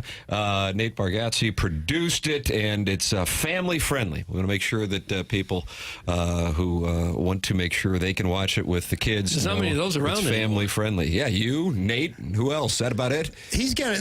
There's some more people. Yeah. Seinfeld doesn't work blue, right? No.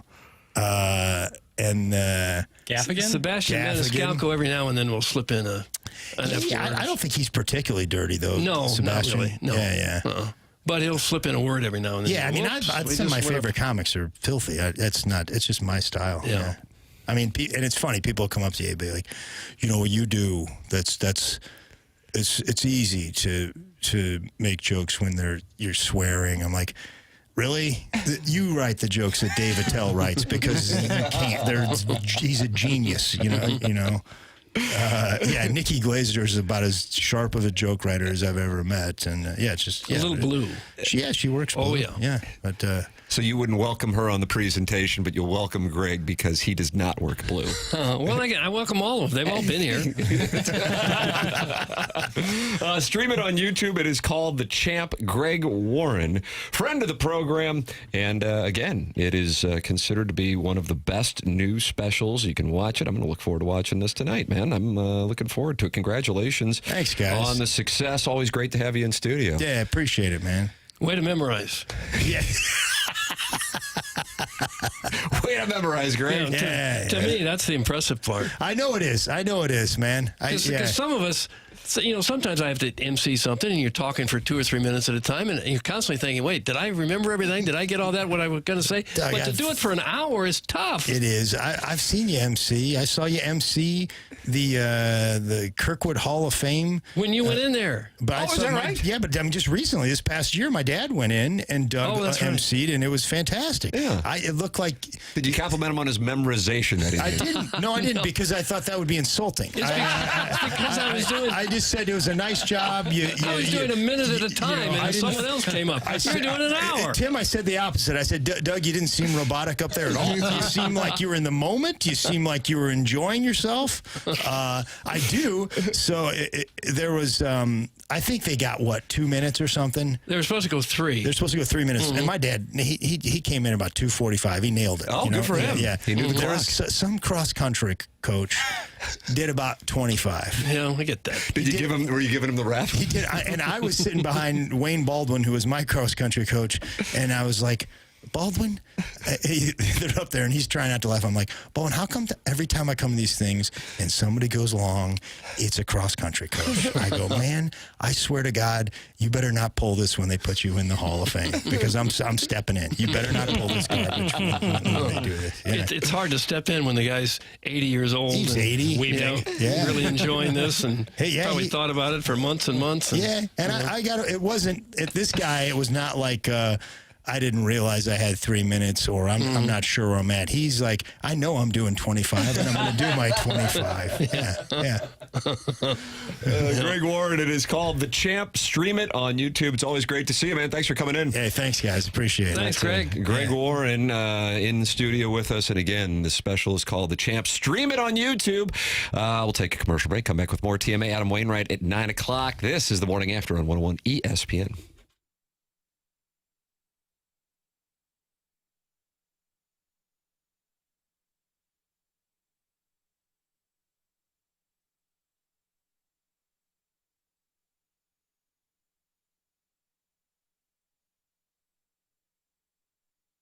Looking for a new home or to refinance? Mortgage loans can get complicated. Together Credit Union, here for you the entire step of the way. Your hometown loan provider is Together Credit Union. They've got a home loan solution for every single buyer out there. Get in on the action, whether it's your first home, downsizing, sizing up, or need a second mortgage. Together Credit Union, there for you. Fixed rate, adjustable rate, conventional, jumbo loans, they have it all. Even have specialty loans like FHA, construction, union member mortgages. Together Credit Union knows it gets a little complicated. They're with you every step of the way, and it's all done in-house right here in St. Louis. It's togethercu.org, or stop by any of those 14 local St. Louis branches.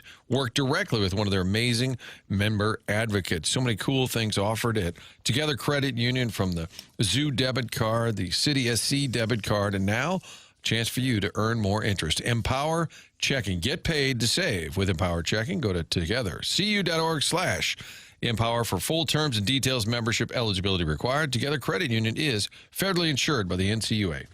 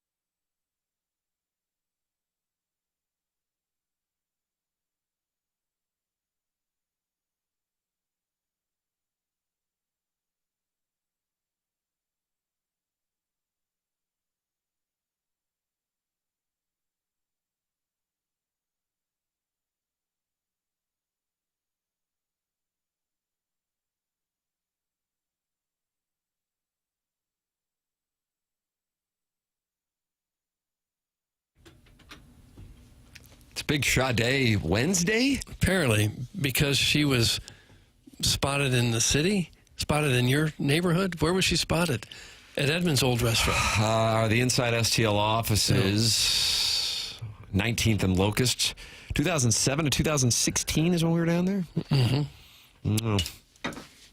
And she, I guess, was a fan of the show. I mean, I assume. Show plays well in the UK. And she was over to try to meet me. Yeah. I didn't have the time. No, I wouldn't have given her the time if I was you. I had to play in a 10-cent, 25-cent no-limit hold'em game on Bovada against bots, and so I just didn't have time for Sade. But Jackson is paying tribute to that moment when we crossed paths with a Sade theme for Wednesday in honor of Greg Warren, who was in studio in the previous segment, and Adam Wainwright, who's a big Sade fan. And that's coming up at 9 o'clock. Maybe Sade would open for Adam when he plays here in St. Louis. Oh, very well could happen. See that happening. Fisher Window and Door Store sponsor of the 8 o'clock hour on TMA. The program is presented to you by Brown and Crouppen. And you can always go back and podcast. Schaefer Door Company, sponsor of the podcast. That's Jason Gosrow. Doug's garage breaks like every other day, it seems. Is that the deal? Well, not every other day, because Schaefer's been out there to fix it. Yeah, but they've been there a couple times. They have been there a couple times right now. Yeah, I'm looking for Schaefer. I didn't know that was on the line. No. I don't even have to look for anything because Schaefer is so darn good, and I know it's got one F. Yeah, it is CHAEF. There's the one F. SCHAEFER. Door.com. That's Jason Gosrow, and he set up a number specifically for TMA listeners to call or text when they have garage door issues themselves. 636-782-3608, 636-782-3608. That's going to give you the quickest response time. They service all kinds of garage doors for service and new installs with LiftMaster. LiftMaster is garage door openers. They're strong, quiet, and versatile. It's LiftMaster and Schaefer Door. They service commercial doors as well. So if you're in a business or warehouse with big, tall doors, Schaefer is experienced in these types of jobs. Go to SchaeferDoor.com or call or text a number specifically for TMA listeners, 636-782-3608. Schaefer Door, a LiftMaster partner. The program is The Morning After. We are on 101 ESPN and the TMA STL YouTube channel. Martin Kilcoyne vacationing today. We will be live from Oak Valley tomorrow and Friday for the Dotem, the golf tournament presented to you by Michelob Ultra, and it's going to be a glorious, glorious affair. Doug does not know if he's playing. I know I am playing, and my foursome is playing Jackson's foursome. And Jackson's foursome is giving us 5.5 strokes for $15,000. I wanted to play for $100K. Really? Jackson dropped it down to an offer of $50, and we met in the middle at $15,000. So that's what we'll be playing for 5.5 strokes. Jackson's got this guy named Mitch. My cousin Mitch. Really? He's the one handling the transaction? No, but he'll be a big contributor to the score. Oh, okay. Good player.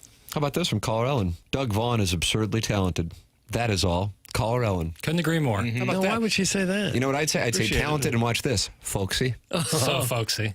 So folksy. Maybe we'll get you a hoodie that says so folksy.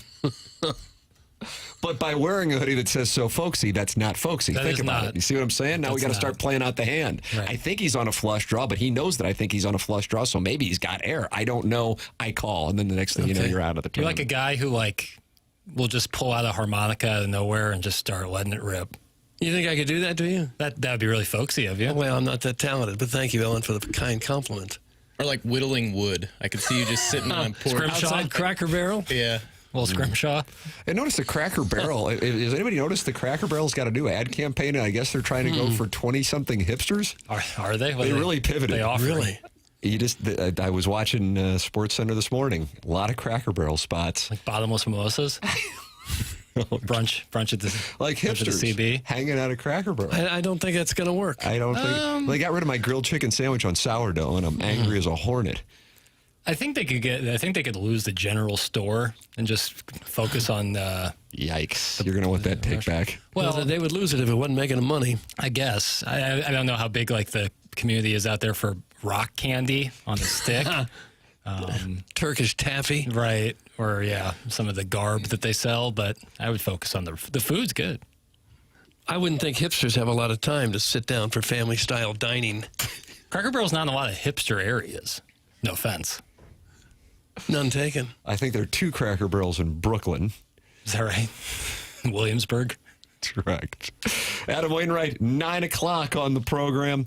And then we'll also have the Design Air Heating and Cooling email today, the morning after, at InsideSTL.com. The Cardinals with the win last night.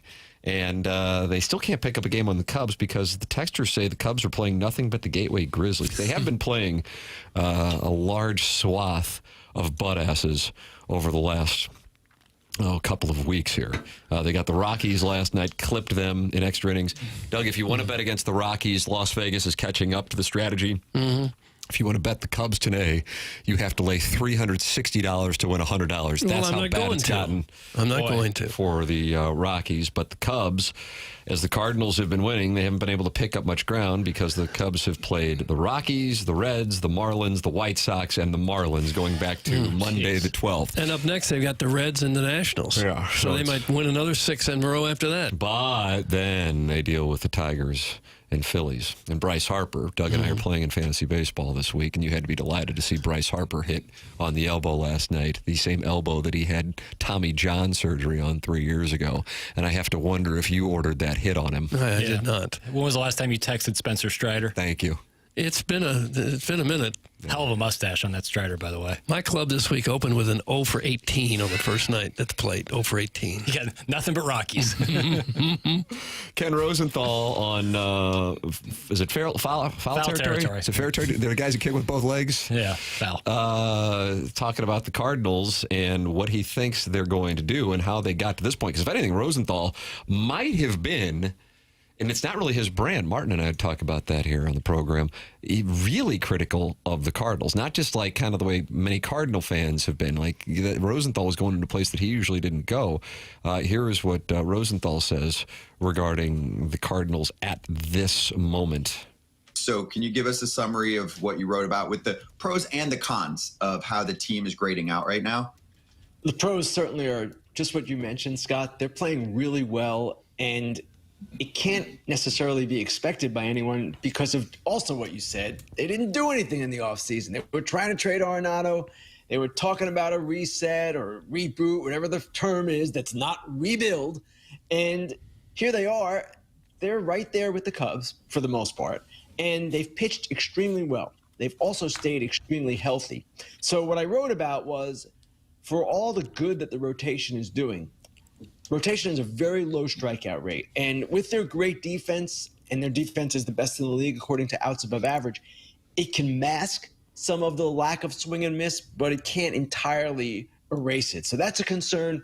And the other concern is, like the Phillies, they have only one player, one pitcher on the IL right now. Kind of remarkable at this stage of the season to have only one player on the IL, and they do. And for the Cardinals, the reason that is a concern, obviously it's a great thing when you're healthy like that, but the concern is their lack of depth. They've got Michael McGreevy at AAA. He could step into the rotation at some point. They've got Steven Matz, who they've used as a starter a couple of times, but they really don't have many reinforcements if a pitcher or two in that rotation goes down, and Gray and Michaelis are older guys. But that said, offensively, while they don't really hit home runs, they crush it with singles and doubles, and they have this relentless style. They play the game well, and so far, so good. It's served them really well. Base hit right there. That was pulled right there. You could tell that one was hit well. It sounds like Ken Rosenthal's kind of shortened the Cardinal market. He must not have heard of Pestis' call. Yeah, for real. It is an interesting point. The defense has been so good, maybe masking some of the issues. And there's not a lot. Doug, do you mind not having as many outs above average? No, I don't mind at all. And nor do I think defense being good is something to say, our defense is good. We may not be this good. Their defense is going to be good. They've got gold glovers in several different spots.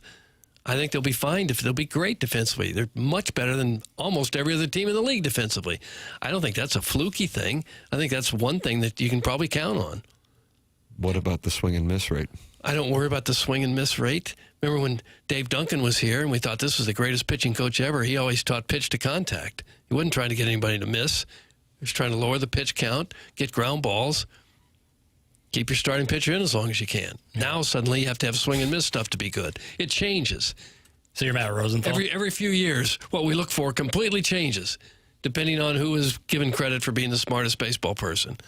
Why am I listening to a radio show? Listening to a radio show! No. The 636.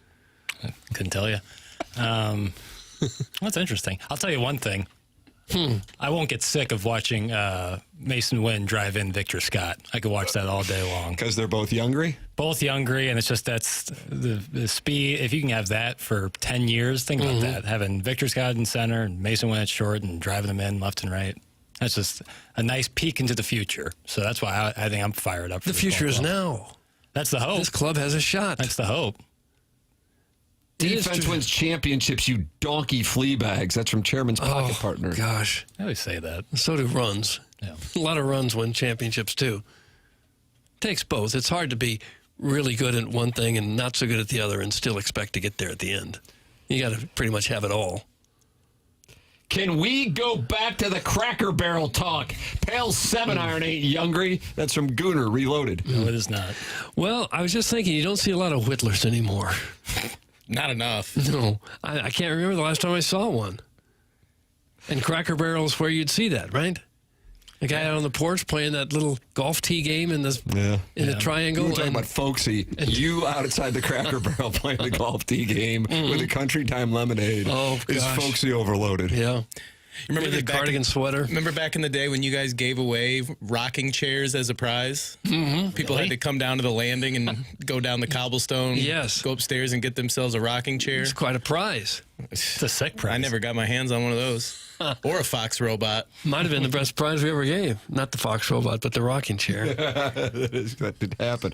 Adam Wainwright is going to join us here at the top of the hour. We close out the Fisher Window and Door Store 8 o'clock hour on TMA 101 ESPN.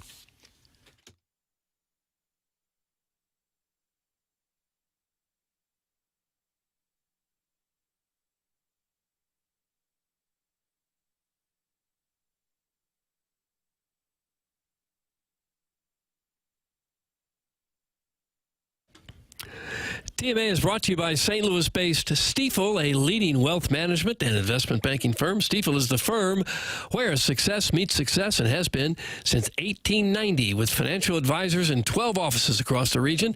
Stifel helps clients right here in St. Louis and nationwide manage their hard-earned wealth. Stifel also provides banking, lending, and trust services and has a full-service investment bank. Basically, when it comes to finance, Stifel has you covered as one of the fastest-growing wealth management firms in the world. Their tagline is where success meets success, so it's no wonder they've decided to partner with a winning program like this one. They're also partnering with the Dotem Open coming up tomorrow and Friday. Stifel will give away 2 weekly grounds tickets to the upcoming Stifel Charity Classic in September 4th through the 7th. The winners of the teams both Thursday and Friday, if your scramble team wins, everybody gets 2 weekly grounds tickets to the Stifel Charity Classic. Thank you very much. Stifel, a leading wealth management firm.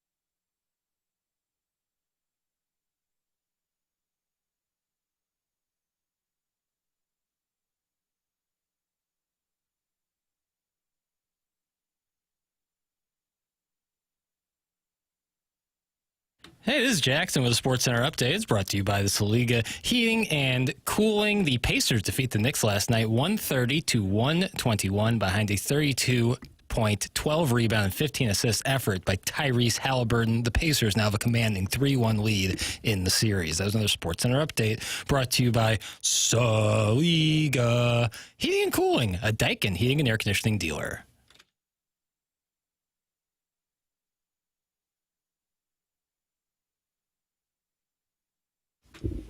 It's TMA 101 ESPN. Adam Wainwright going to join us in this segment. Looking forward to talking it over with him on the Collier and Thompson phone lines. He was ahead of the curve on the Cardinals. Adam Wainwright and Pestis from Festus were the two people who were bullish on the Cardinals. And it's turned out to be correct. Hard as it is to believe, I don't think any of us gave him much of a chance to be in this position here at the end of May. The Cubs, there's some Cubs fans listening to the program, and they are mad for the mocking of the Cubs schedule because they want us to talk about the Cubs schedule in April and how good it was. So if you want to apologize to the Cubs fans in there. I couldn't be any sorrier. I'm going to take some time away. I know schedule reading is not my thing. It's another fellow by the name of Douglas. That's his thing. It's not mine. Correct. And for me to take part in the ridiculing of the Cubs schedule is completely out of line with my character. And I apologize to myself and to my family. You're apologizing to yourself? Yeah, because I've let myself down. And the entire state of Missouri, I'm sorry. What about Illinois? For question. Illinois, I'm not that sorry. It's not going to play well with the 618 text. Well, sorry. 618's text in, 314-3999-646, Air Comfort Service text line.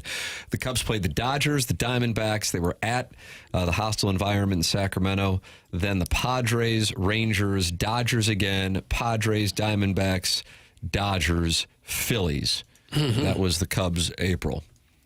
Yeah, that was tough. That's probably the toughest schedule in the majors. So that's why you're apologizing to yourself. Yeah, I could not be any sorrier for their schedule. Oh, F the Cubs! That's from Choke Artist 1.6. Doug, I feel like that's a shot at the Blues. Okay. Choke Artist 1.6. Yeah, that was a shot at the Blues. I didn't like it. Meanwhile, the Cubs have got the Birmingham sock puppets on the schedule tonight. That's from the 314. Well, the Cardinals will get their chance to play those teams as well, so I wouldn't worry about it too much.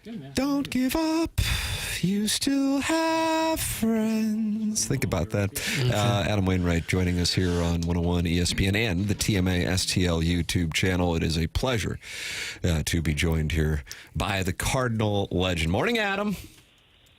Morning. How y'all doing? We're doing really well. I want to get to the bottom of this. What did you see a few weeks ago? Might have been a month ago, when you said you knew the Cardinal record wasn't great, but you saw some things that made you think it could be coming. What did you see that many around the game and many in St. Louis did not see? Well, I think too many people got caught up in the first week or 10 days of the season, and they didn't realize that since that time, the starting pitchers were pitching great. And I think if you look at any team in baseball in the history of the game, if teams are scoring runs and playing great defense, which no one would argue that our offense or defense has played well all year, right? Am I right about that? Mm-hmm. Yeah, I'd agree with that. Can't argue with that. Yeah.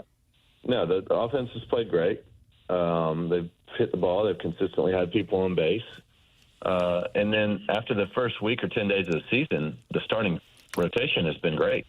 You know, there's been a couple of outlier games, but really the starting rotation's been great. And after that first maybe 2 weeks of the season, the bullpen's locked down a lot better too. I love Kyle Leahy, man. I've been so impressed with Kyle. You take a couple of games away from him where he's given up crooked numbers.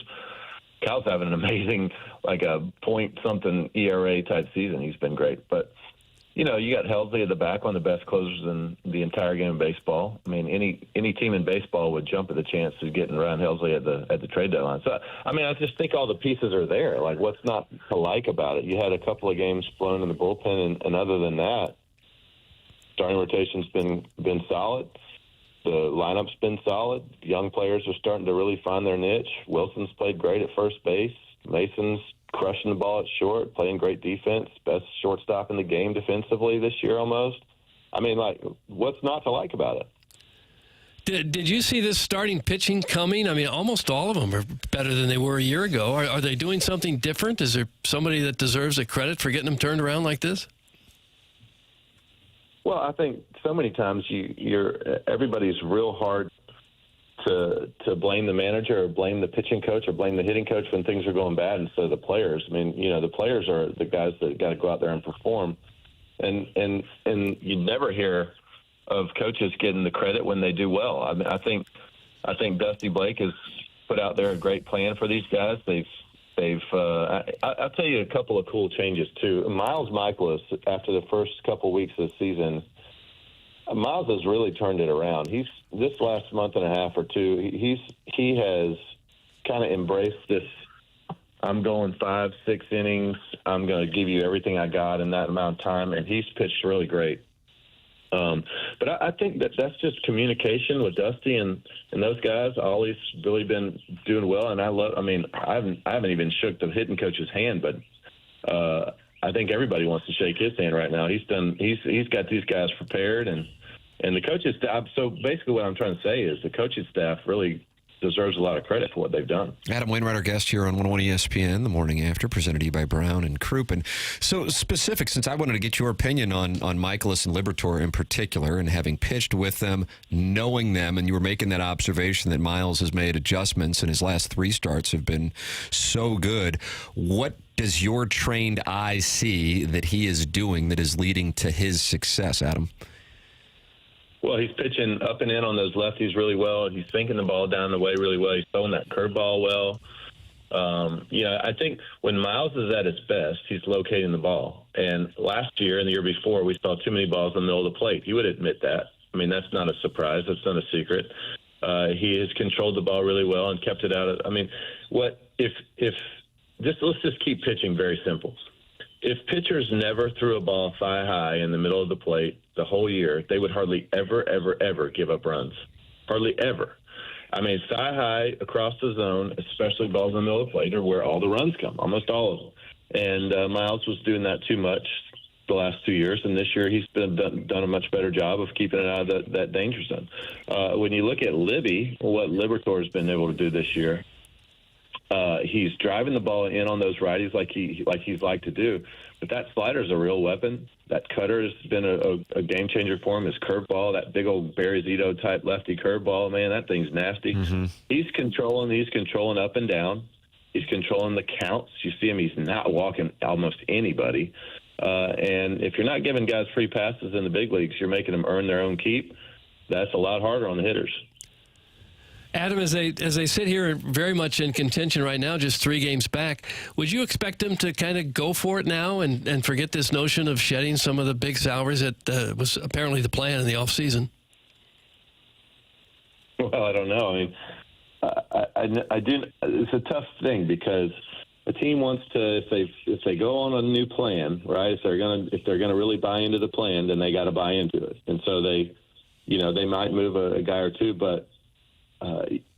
I'll tell you, here's one answer to this question. In the off season, players were given a choice of whether they wanted to be there or not. They went to Sonny, hey, you want out of here? You want to stick around? They went to Wilson, you want out of here? You want to stick around? They went to Arenado, you want out of here? You want to stick around? And these big 3 guys, they wanted to stick around. They wanted to be a part of the change. They wanted to be a part of getting Cardinal Nation back to where it has been. And if you got guys who are star players who want to be there, that's always been the strength of the St. Louis Cardinals. You want the stars of the game to want to be in St. Louis. If the stars of the game don't want to be in St. Louis, something's wrong, needs to change. But these guys want to be there. You're developing this young talent. Now, I get wanting to trade guys, but and to stick with the plan. I get that. I wouldn't fault them for saying, listen, this is the plan that we've bought into. We're going to stick with it no matter what. We're going to see if we can move Helsley. We're going to see if we can move Nato. We're going to see if we can move Wilson. All these guys, Sonny. I could see it because then those guys are going to bring back a lot of prospects. But as a St. Louis Cardinals fan now, former player and fan now, of course you want to see them build off of what they have. It's just a hard thing because the the big league team right now is playing with such electric energy. You don't want to take away from that. They're playing great, inspired ball. They'd be in the playoffs. This is a playoff caliber team for sure. But you also look at the minor league system. There's a couple of very talented pitchers there. They could probably use some depth in their minor league system. I mean, everybody knows that. So I could see either way, but I would like to see. I always want to see them go for it. So that's a long answer. No, it's a good kind of nuanced answer. We saw a couple of years ago what happened with the Brewers when they traded Hader. In your career, I don't recall a time when the Cardinals were aggressive sellers. Certainly buyers at times, that's for sure, with some big deadline acquisitions during your tenure, but not aggressive sellers. I'd be curious, and I realize since you didn't experience it firsthand, but maybe you've talked to some friends around the game, what that does to a clubhouse if a team says we're selling. Now, we saw last year, Adam, the Tigers kind of hedged and then made their charge in August and September. But on the other hand, I presented that Hader example when they traded him and the Brewers fell apart. Yeah, it could go either way. And I mean, I think the only time they ever traded from our team at deadline, traded from our team, was in 2014 when we traded Alan Craig and Joe Kelly. And we traded for John Lackey. Yeah. Which, he was the year before, he was on that Red Sox team that beat us in the World Series, which we should have won that, by the way. That's just sad.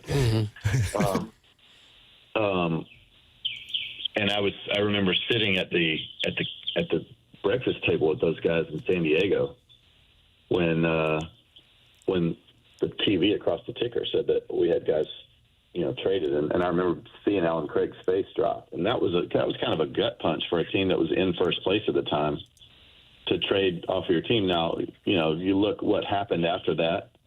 Alan had a tough career after that. His ankle injury was, I think, a lot to overcome. Joe Kelly's been solid, but John Lackey was the number one pitcher in 2015. Yeah. I blew my Achilles out. John Lackey saved it. I mean, we won 100 games that year, and John Lackey was one of the best pitchers in baseball. So there's always reasons that front office makes moves. To trade from a team that's playing inspired baseball, it would be a hard thing for a clubhouse, I have to imagine. If I remember right, you blew out your Achilles hitting, right? Starting to run to first base. Yeah, I popped up to the catcher, and I thought I fouled it back. And then when I realized it was in play, I took that first little drop step to run to first and blew it right there. I bet you wish they'd gone to the DH right before that point. Do you like that rule with the pitchers not hitting? You were a good hitting pitcher. Would you have liked to have played in an era now where the pitchers don't get to hit or don't have to hit? I can't believe you would say something like that to me. You must not know me at all. Clip that off. Unbelievable. Adam Wainwright just went Scottie Pippen on Patrick Ewing on Doug. I did. That's just the worst question I've been asked in my whole career. Well, I try. First Greg Ward and now Adam Wainwright. I would have never gone to the DH. I wish the game was still played like the game is supposed to be played with the pitcher having to hit. And here's the thing, though. Somewhere along the line, pitchers in high school, and this goes all the way back to high school, pitchers in high school started being POs. Do you know what this is? A PO? PO. No, what is it? Pitcher only. And high school coaches around the country, like Michael Walker was the first guy I knew of this. He told me what a PO was. And I said, what position did you play when you were pitching in high school? He goes, I was a PO, brother. I said, PO, brother. So what is a PO? He goes, a pitcher only. I go, are you telling me you didn't play any other positions in high school baseball? He's like, no, I was a pitcher. And I would go out that same year, I went to my high school, and there's a group of guys standing around the outfield not doing anything. There's people running this way and running this way and running there and running this way and that. I said, Coach, what is this group of kids out here in the outfield just not doing anything? He goes, those are POs. I go, oh, my gosh, this is a real thing? He goes, oh, yeah, we got like 7 or 8 POs on this team. And somewhere along the line, so many of the pitchers that came up to the big leagues were POs in high school. They'd never worked on hitting. And then so they get to the minor leagues. They don't know crap about hitting. They haven't worked on it. They never ran the bases. And they didn't work on it like we used to. When I first came up, pitchers were hitting left and right, man. We hit every day. We hit in the cage every day. We hit on the field every day. We really worked on it. It was an edge for us as Cardinal pitchers. We always felt like it was an edge. And I know those Braves guys, I came up, they felt the same way. It was an edge. When the pitcher took pride in their hitting, it wasn't just a throwaway spot there. It made the other guy work. You know, it was a real thing. Like when I faced Zach Greinke or Madison Bumgarner or Clayton Kershaw, those guys that can handle the bats, it was like, all right, I got the 8-hole up, but I still got to pitch. I still got to pitch to him because this guy behind him, like Madison Bumgarner, was always more dangerous than the 8-hole. So, like, I always felt like it was an edge. Do I wish that we'd have gone to DA? I don't give 2 hoots that I blew my Achilles out. That means I was a real athlete. The best thing for me was at the end of the game. If I ever pitched 9 innings and I had clay on my uniform from sliding somewhere, I felt like I was a real baseball player, not just a PO, man. Come on, POs. Get out of here. Well, don't get angry. Waino for commissioners, what Jackson's guy Don Hoffman just posted in the YouTube chat. All right, let me go down this road then. Let me see where you are in this. Let's see if we're going to bond here on our rules, our love of the rules. I don't like 6 teams getting into the playoffs. I feel like it diminishes the value of winning a division title. I don't believe we've ever discussed this before. Where are you on the playoff format? You experienced a variety of them in your career. I'm a little torn on the playoff format because in some ways it's really good for more markets to get in. It helps the game of baseball, more viewers, more teams excited, more cities excited about their teams, more chances to win. I don't mind that so much. I'll tell you the rule I don't like. I don't want it to be. I don't want it to be like half the league. I think that would be bad. I don't mind 6 teams. The rule I don't like, because here's the truth in the big leagues. There should be nothing given for free in baseball. Like, you should have to earn every single thing. And to start an extra inning game with a runner on second base always that didn't earn that, I can't stand that rule. And I know it speeds up the games or whatever and maybe saves your pitching staff or whatever. But, like, that's part of the game, man. Like, don't give free stuff away. And especially, like, home teams, you've seen home teams have a disadvantage in this. The visiting team wins more often. I think it's barely, but it's like 52% the visiting team wins those extra inning games. They got a free runner on second base. Didn't have to hit a double to just get out there. Just, oh, by the way, you have a runner on second base. Like, I can't stand that rule. Like, make them earn it, man. And if guys got to go a couple extra innings or whatever, the bullpen, somebody's got to cover it. That's part of the game. A lot of people feel the same way you do about that rule. That one gets people going, man. I mean, just imagine it comes down to one game, the last game of the season. You know, you come down to the extra innings. Your whole season depends on it. And, oh, by the way, there's a free base runner at second. Get out of here with that. What about the pitch clock? Are you okay with that? I like the pitch clock to an extent. I think in my opinion, it's gotten a little too short. I don't know if we necessarily need a 2-hour and 20-minute baseball game.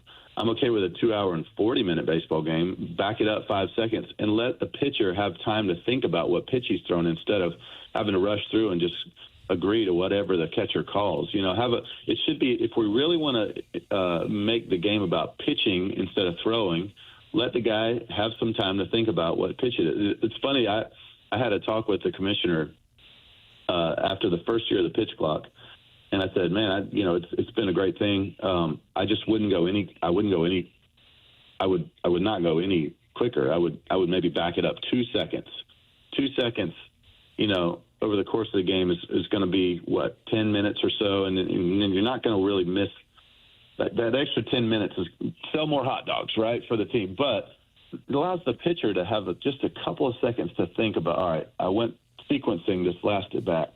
Nolan Arenado. Yeah. I just went hard in. I went down and away. Now I need to go up and what do I need to do here? Instead of, oh crap, I got 3 seconds. I got to, just whatever you think, I'm just going to throw it. And the next year they dropped it by another. I think they dropped it by another 2 seconds. So my opinion didn't matter at all. The cerebral element of the matchup. Adam, did you happen to see Jason Stark's MLB all-quarter century team? I imagine you didn't, but I wanted to ask before, just assuming you didn't. I didn't see it. Okay. Would you like to venture a guess if you were putting together your quarter-century team, players from 2000 through 2025? I would imagine you'd probably get first base pretty easily, and you would be in the same vicinity as Jason Stark on who your pick would be. Albert. There you go. Second base, this might put you to the test, but maybe you got somebody that he doesn't have. Second base. All time from 2025? Yeah. I mean, the first couple guys that stuck out were like Pedroia or Altuve. Altuve was the answer. He narrowed it down to Altuve and Chase Utley. Yeah, Chase would be a good pick there, too, for sure. Shortstop? Shortstop. I mean, you got to go Jeter, right? That's correct. Boy, Adam, he's going to get them all, Doug. All right. Third base. Third base. Well, Chipper was a little before. Man, this is how about you're it's like you've read the column. You're naming it. He says my first inclination was to go Chipper Jones, but then he kind of was a little too late at that point. All right, so he named 3 guys, Adam. Got Beltre, Chipper. Beltre is one of the sneakiest, best players of all time. The guy's got 3,000 hits and a bunch of home runs, bunch of Gold Gloves.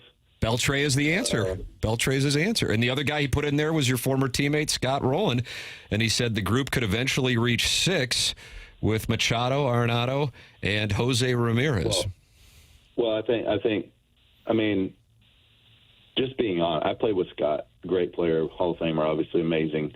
I put Nolan ahead of him defensively, and that's not a small comment. I mean, it's just Nolan is just one of the most talented people I've ever seen at third base. So I'd probably go Arenado there 3. Let me go into the weeds on it, because we're watching it and we're just like, man, those guys are sick. We can't do that. What do you see as somebody who would look to your right and see them making those plays?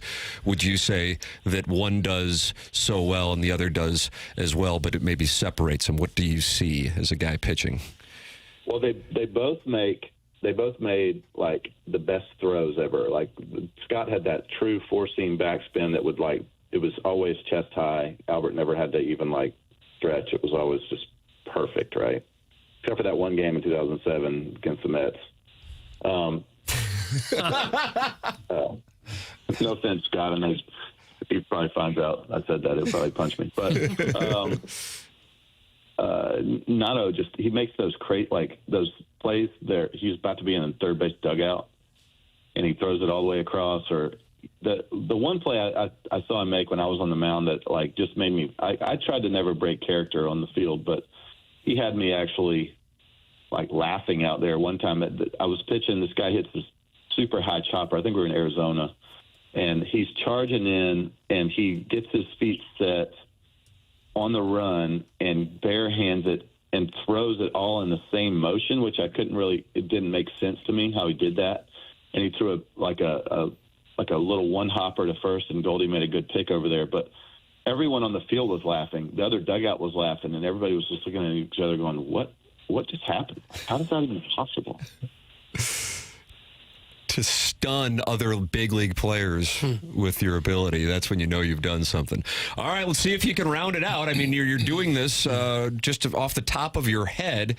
Who would you put in the outfield? Who do you think Jason Stark put in the outfield? At this point, I'm not betting against you.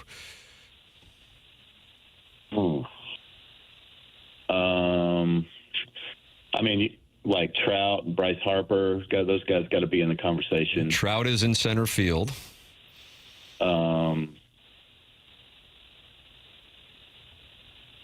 Let's see. I'll give you a hint here because like you did with Chipper Jones, one of the players had a wonderful decade of the 1990s, but he was able to carry it over into the 2000s. Well, I mean, obviously, like a guy like Bonds. There you go. That's who's in Bonds left. Got to be out there. This Bonds is no matter what anybody thinks about him. Bonds is the most crazy, unbelievable hitter of all time. Let's see. Am I still missing people? No, you're only missing the right fielder. You got Trout in center, Bonds in left, and the right fielder. And when I say it, I think you'll be like, "Oh yeah." Let's see.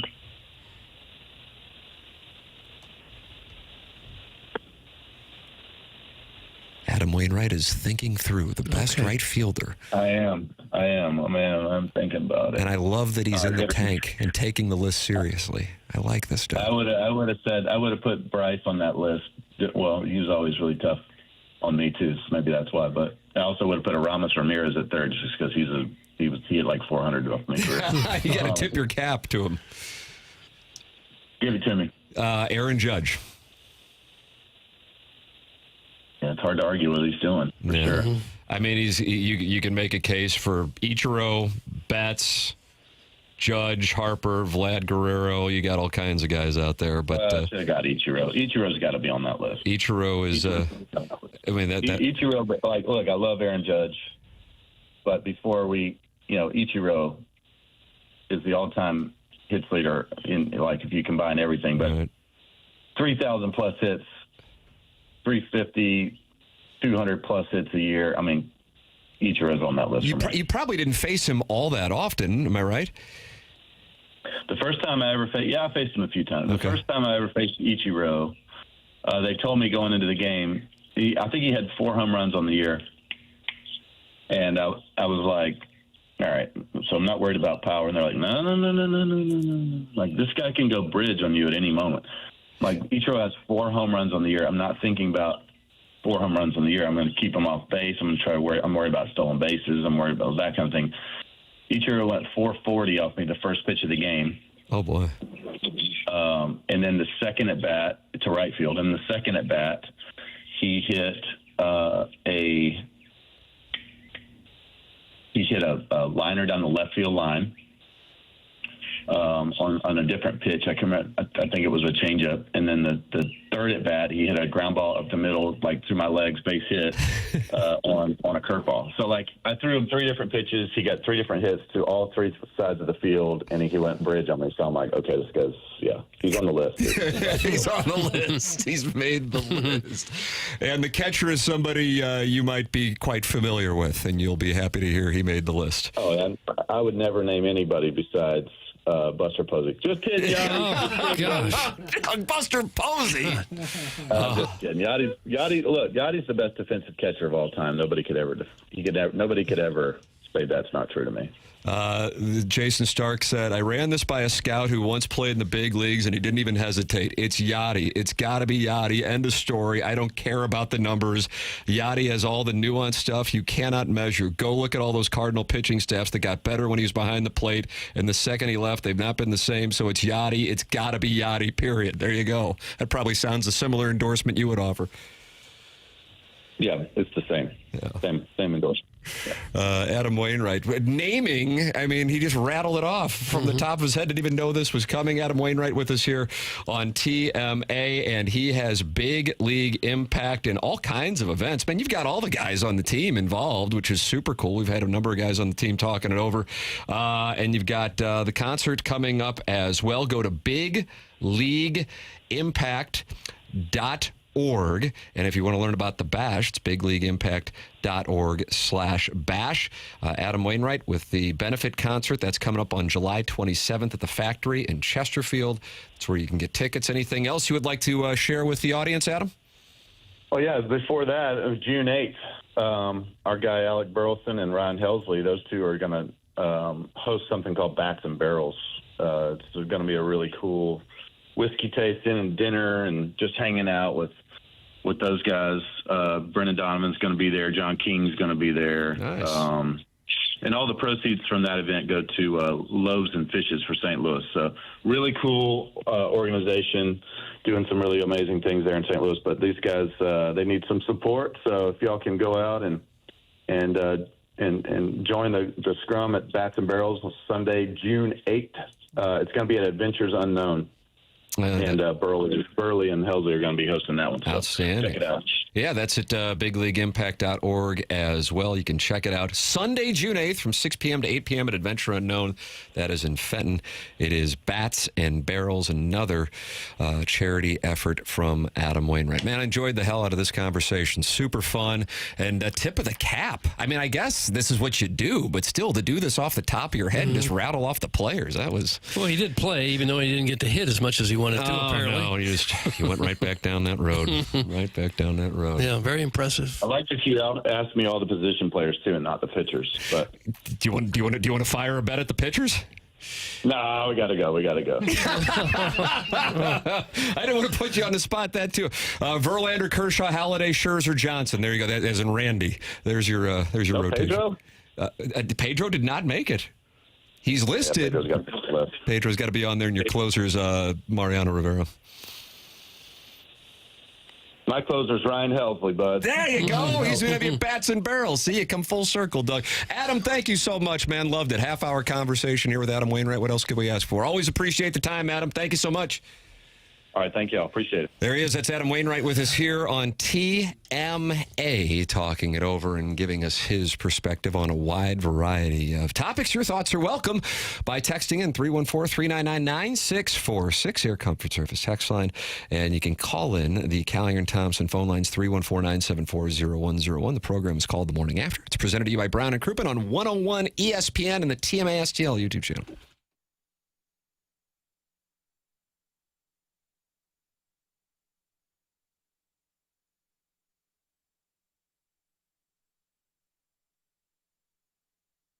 Planning that summer trip, you want to get out of town, you don't feel like driving 12, 14 hours to get to Florida. You can do it easily at Mid-America's St. Louis Airport. Go to their website, flymidamerica.com. You'll see all the Allegiant flights, the great prices available, whether you're going to Vegas, Hilton Head, or 7 different Florida locations. And Gulf Shores, they added that as well. Save the drive, save money by going to Mid-America's St. Louis Airport. All those flights listed online, and once you get to the airport, you'll find out that traveling that way can be convenient. After all, you're paying less than $10 to park overnight. And then when you walk through security, the gate, you're there in 15 minutes. From car to gate in about 15 minutes. Think about the last time you traveled. Did that happen? Find out more about Mid-America's St. Louis Airport online. Book the flight, Gulf Shores, Destin. Don't load up the kids in the car. Fly there. Be there in a little over an hour. Or go to Fort Lauderdale, Fort Myers. Chance to get away and do so at a great price with the convenience of Mid-America. It's flymidamerica.com.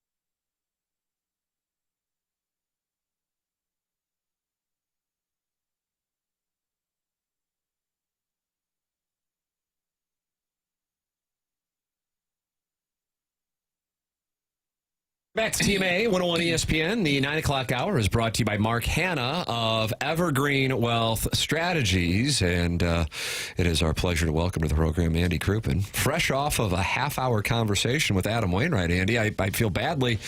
You've been in the hallway, and we're just sitting here talking it over with Adam Wainwright as he, from memory, does the best ball players of the last 25 years. Wasn't cued. Just kind of rattled him off and thought through it before giving his answer.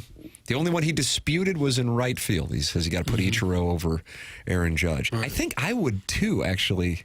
I don't know. For length of career, I guess. Yeah, at this Judge point, has been the best for 2-3 years, but Ichiro did a long time. Yeah. What's going on with you, man?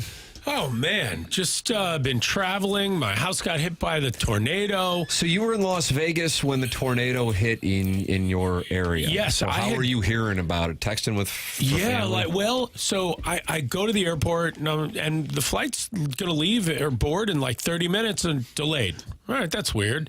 Kind of close to the flight time. Oh, there's weather. Okay, no big deal. And then like this sort of thing just starts unfolding via text with my wife and the babysitter who's at home with the baby, and they're like freaking out, and I'm like, oh, how bad could it be? And then afterwards they're like, oh my God, and I'm getting pictures, and you never know how exaggerated that is. So right. I text a friend who is not an exaggerator, who downplays things. I was like, hey, is the neighborhood as gnarly as everybody is saying? He's like, oh, my God, dude.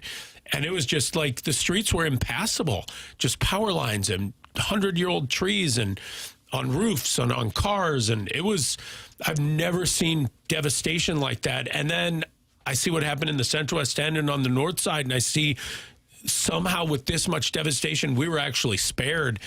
It was... I don't know. It was a wild, wild thing. You just, I don't know. You don't expect it to happen in your neighborhood.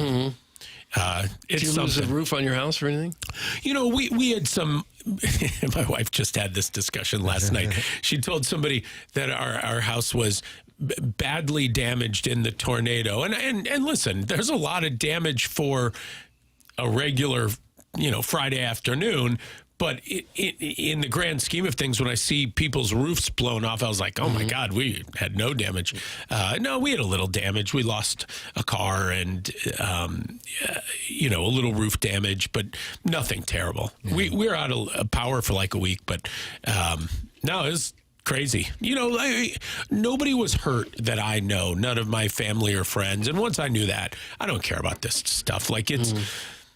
a pain, it's time, but like I am lucky that I'm in a position that these things get cleaned up. I live in an area where it gets cleaned up very quickly, but gosh, some of these people who live in neighborhoods in North St. Louis, I just don't know how they recover.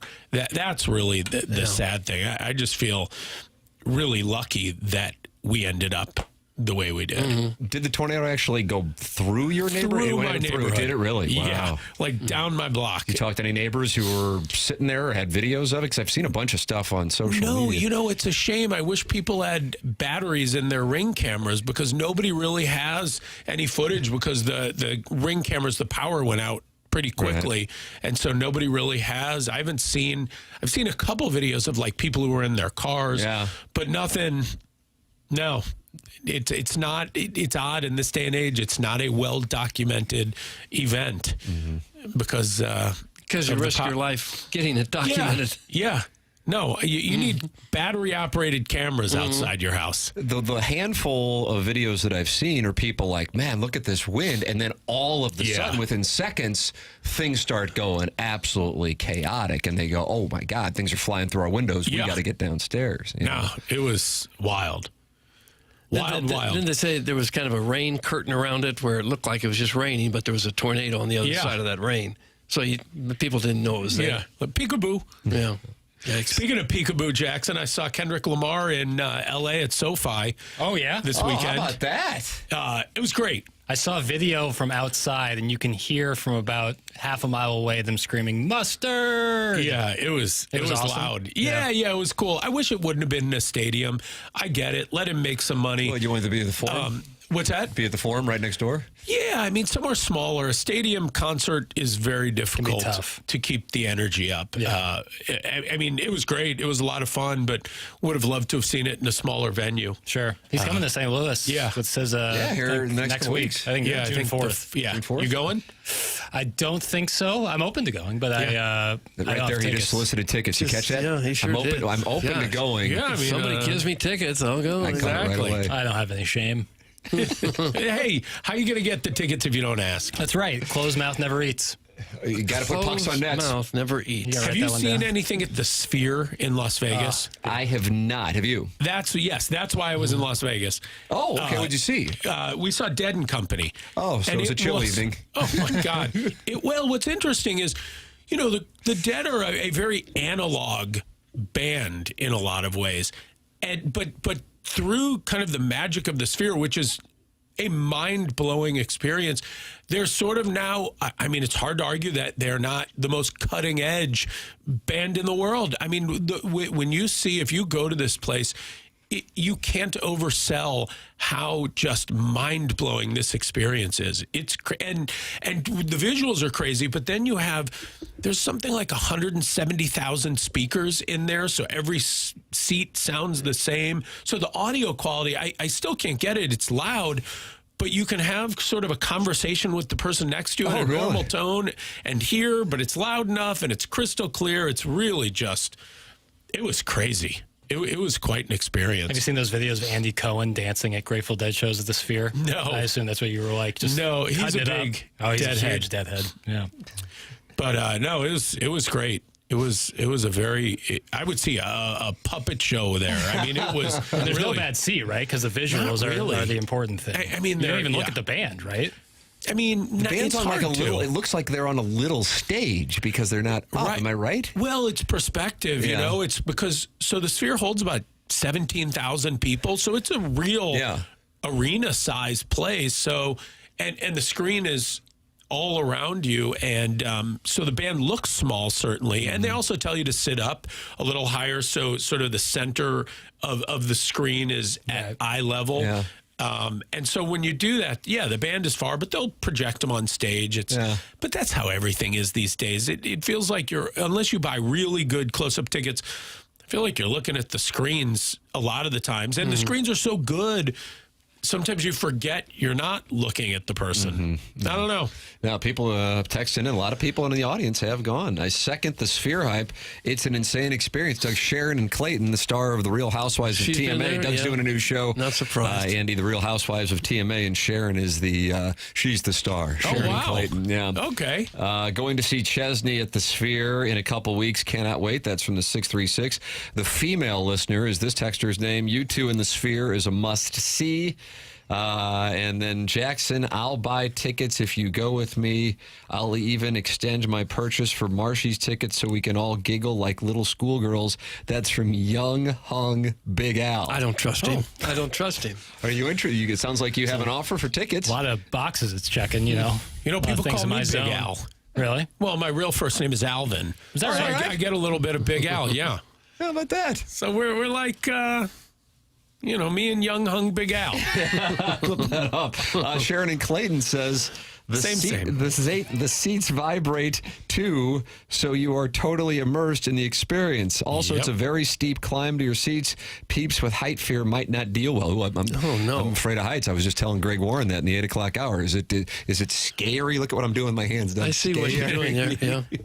How afraid of heights? My palms started sweating when Greg Warren in the 8 o'clock hour was telling the story of going up in the Eiffel Tower and looking over the railing, and he had to squat down to get through it. Oh, and as I'm talking about it, I feel my palms sweating. I don't like being touched up there. Like if I'm at that off. Touched up where? Like if we're on a rooftop bar and overlooking a beautiful landscape, just don't touch. For me. heaven's sake! It freaks me out. Or riding up the Boss at Six Flags. It's a real narrow track. And you're about to go through it, Doug, when you ride that Boss. Right, and so your whole right ass cheek is over the side. Oh, I don't like that. I don't like that at all. Heights don't scare you? That didn't resonate with Andy. When was the last time you were on the boss? I don't think so. No, I never am. I mean, listen, if I'm standing at the edge of the Grand Canyon somewhere I shouldn't be and there's no railing, yeah, I'll be scared. But no, like going up in the arch, my wife had to like take a knee. Is that right? Yeah, she has a fear of heights. Yeah, Remember Larry Connors was walking around on the top of it. Oh, I've seen that picture. Wow. Whoa. Eesh. Yeah, Not for you. Eiffel Tower is 1,000 plus feet. The arch 630. Yeah. Ooh, yeah, I don't do well. So did you notice it? But you don't care. So I don't care. I think the lower sections, the 200 and 300s, maybe are more your speed. I don't think they're quite that steep. I never felt like I was going to fall. Although I was with a friend of mine who has some reasonably significant OCD and always thinks like he's going to jump off a chairlift. And so a friend of mine jokingly says, "Hey, Bowers, don't." And he's like, "Believe me, I'm thinking about it. I think even if I take a run at it, I'm not going to make it." So. No, it's worth it. All right, worth overcoming your fear. Yeah, I've seen it. I haven't take a mild sedative. And so you saw Dead and Company up there, and that was a hell of a show. Really was. Was that just like a one-off, or are they doing multiple shows out there? I think everybody does a residency there because I think it's got to be very expensive to create these immersive graphics. Yeah, a one-off probably wouldn't be worth it. No. I mean, not unless the tickets are $5,000 each, which at some point I'm sure somebody will do. They've been there for a little bit now, haven't they? Been doing a residency there a couple months. I think they do one a year. They do about, I don't know. I think they've done about 40 shows there. The Eagles were there. U2's been there. Yeah. Pretty solid guest list. Yeah, go see someone there. Doug, there it is. The recommendation from Andy Crouppen, The Sphere in Las Vegas. Andy, always appreciate the time. Thank you so much for coming in. Covered a lot today. Yeah, tornadoes and concerts at The Sphere. Andy Crouppen of Brown & Crouppen, presenting sponsor at TMA here on 101 ESPN.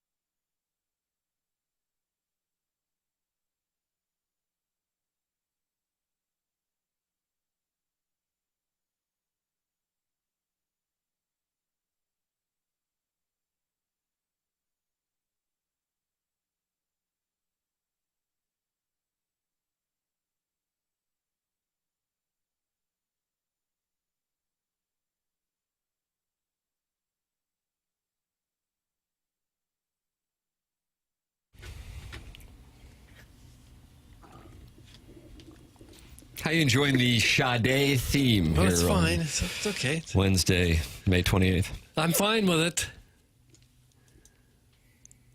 Kind of skipped What happened there. The vinyl skipped. What happened? The vinyl skipped. Oh. I don't know who responded to this texter. That was me. Very polite, Chairman. So, where's hour 2 at Jackson on Spotify? Nothing posted yet. Wake up, Nancy. And then I see somebody responded. It'll be up shortly. Appreciate your patience. Like, how about that? Chairman Kurt, he diffuses with kindness. He diffuses with kindness. That's exactly right. Better man than me. What would you have written? I would let that sit there. Let you think about what you've done. See, now this guy doesn't simmer. This guy doesn't know. I could have been being, I don't know if facetious is the right word, but he doesn't know the tone I had with that text. Maybe I was polite. Maybe I was dismissive. See, that makes me a mark for reading it as polite. You can send your complaints in 314-399-9646. Adam Wainwright with us. Great half-hour conversation with Adam Wainwright. Major recommendation, your father, Jeff Burkett, who's giving me 5.5 strokes tomorrow. Enjoy that. He loved it. He said, Wayno, love when he is on. Yeah, he's the best. Agreed, Pop. Mm-hmm. He's just somebody, you can ask him anything, and he's going to give you his thoughts, and that's my kind of conversation. Also enjoyed the conversation in the 8 o'clock hour with Greg Warren, comedian, with a new special out, and it's on YouTube. It's family-friendly, and it was picked as one of the 6 comedy specials to watch over Memorial Day weekend by the New York Times. So Greg Warren has some great things going on. You can watch that. Re-listen to everything via the Schaefer Door Company podcast app here on TMA and 101 ESPN.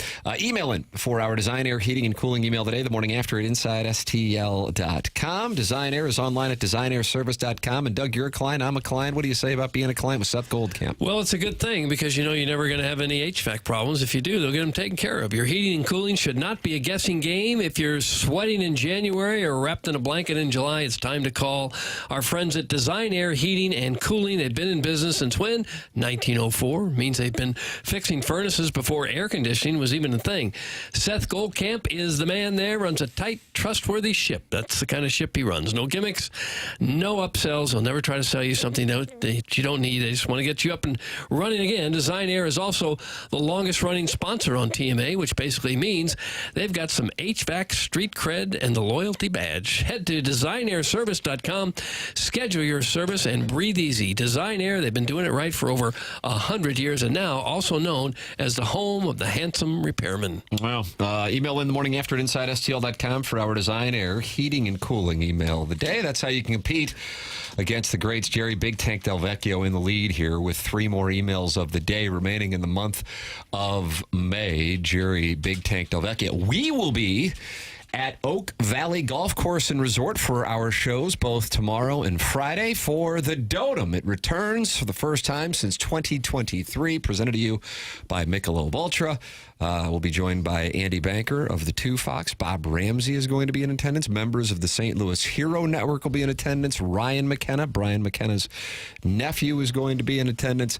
If you would like to play tomorrow, there are a couple of foursomes left. Friday is sold out, but Doug, it is always a glorious day for the TMA listeners, and I know many of you now are familiar with the show since we have been on what audience has described as hard to find locations over the years. And we wanted to be sneaky. Yeah, it was just our marketing plan. I'm not sure it's the greatest plan in the world to try not to be heard when you're on a radio show. That's correct. But we managed to pull it off. Yeah, so we said, okay, after 2 decades, let's come out. And so that's what we've decided to do. So you can experience the magic at 101 ESPN.com. Breakfast from the Donut Drive-In, lunch from Lee's Famous Recipe Chicken, and tomorrow the food following the round will be from Texas Roadhouse. I have a bet with Jackson for $15,000. 15 large. His foursome versus my foursome, and his foursome has to beat us by 6 strokes in order to win the $15,000. So but he's got Mitch Cumstein on the team. And Mitch apparently is a bomber. And then his dad, Jeff, just hits it dead down the middle, and that's going to free up Cumstein. That's right. I see. What do you think it'll take to win this baby? 18 under or so? Depends on the scoring conditions. Usually 14 to 16. And I think you're in the right range there. That's usually a scramble winner. I've never played the course, so I don't know the Yeah. course. Yeah, it's tough for me to give a. It's tough for a course to not set up for my game. That's right. In other words, my game travels. Well, Tim's a shot maker. For heaven's sakes. Your game transcends golf? Mm-hmm. Be darned. Well, I got to go right to left. No problem. Oh, I got to go left to right. No problem. Plus, I'll have a 7-year-old teeing off from 30 yards from the green. So yeah, that could really change the math here. How's he mentally out there? He hasn't slept the last 3 nights, but I know there are a lot of guys playing the Dotem jeans that haven't slept for the last few nights. It's the 5th major. It's the 5th major. Yeah. Like if he misses a short one, is he going to be tossing clubs? I don't give a damn what he's going to be. I'm going to have him up against a tree. Yeah, it's all about you, Tim. Thank you. Mm-hmm. You work on your club face angle, boy. Oh. Like that roof over your head. Better start compressing that ball. Get the ball up. Show me Shaftleen. Oh. 90% of your weight on your left foot. Let's go. Oh, gosh. I wasn't successful in sports. You will be. Mm-hmm. That's telling him. Parenting, baby.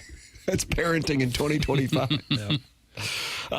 You can email in with your parenting tips the morning after at InsideSTL.com. Somebody says there will be a 22 under tomorrow, Doug. 22? Oh, wouldn't doubt it. Cletus Someone's scores are just stupid. 22? Mm-hmm. So you're eagling how many of the holes? At least 4? Yeah. Yeah. A couple. Yeah. I see it on social media all the time. Like some guys will put the numbers up, like the calligraphy of the scores at the end, and someone put up a 48 in a scramble. They were playing well. 48. Best player they had was the eraser on the pencil. It's like that's like acing every par 3. Yeah.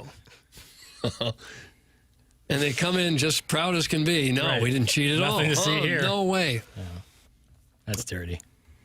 All right, Doug. 14 to 16 under is what paper says. I think that's about usually scrambles. That number will get you in the running. Yeah. Depends on the day, though. Some days are playing tougher than others. Oh, we're all playing on the same day, aren't we? No doubt. I'm saying that the winning number might be a little lower or higher depending on conditions. I agree with that. Yeah. That's not really a controversial take. I'm not into the controversial take game. I'm turning into basic take, but presented as a hot take. Okay. Well, I like that. I don't know about you guys, but I'm really liking Mason Wynn's defense. I know a lot of people are out there saying Sounds it like should be engagement replaced. farming. It's a darn nice But I take. think You're straw manning. Mason Wynn That's is straw the manning. answer at shortstop. Okay. Yeah. It's worked for others. I know a lot of people are down on this Cardinal team, but I love where this organization is right now, and I'd love to know where all the haters are right now. 314-974-0101. It's high time. You owe John Mazalek an apology. Oh, gosh, this is good radio. It's high time that City got some new coaching. It's high time. Oh, they already changed their coach. All right. You're ahead of the curve on that one. Right. Yeah, that's good to prove it. Email in the morning after at InsideSTL.com. Text in 314-399-9646. The program's TMA 101 ESPN.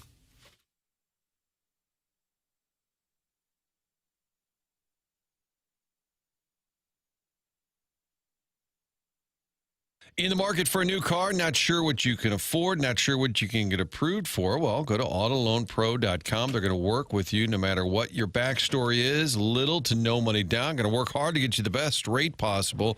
Auto Loan Pro works with over 50 different lenders. They know that anyone can sell you a car. It takes a pro to do it right. Making that large purchase can be complicated, especially if you've had a little hiccup along the way. Let the Auto Loan Pro help you get back on track. And to do that, they've got a playbook. It's a free playbook you can download when you go online, autoloanpro.com. Find out more about how credit is built over the years, how the credit industry works. A lot of that is complicated.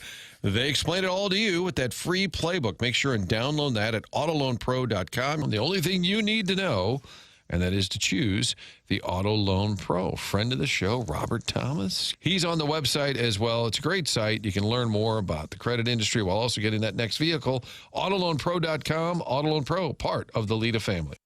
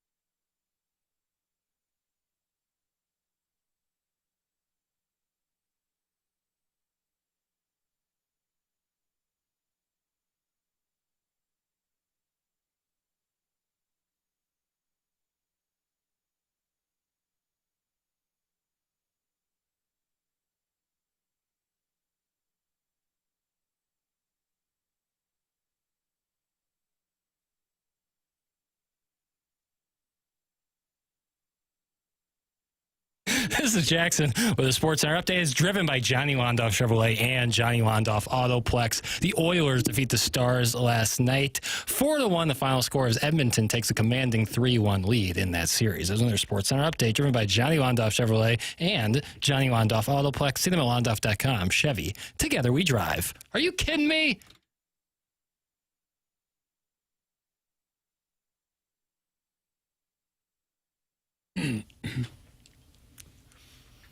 Continue our Sade theme here on Wednesday. Is that cliche on Sports Talk Radio? I think it is. To play Sade. Is this her birthday or something? No. Did you say?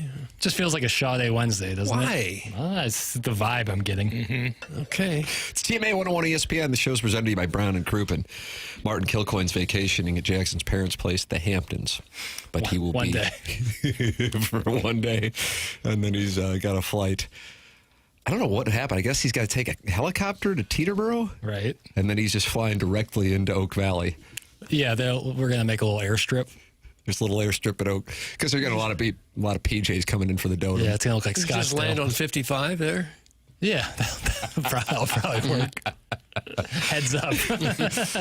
There's a bird coming down. Jackson, with Adam Wainwright on the program for a half hour with Greg Warren in studio, you've got this wonderful Stiefel dossier. I've got this Stiefel hat on today.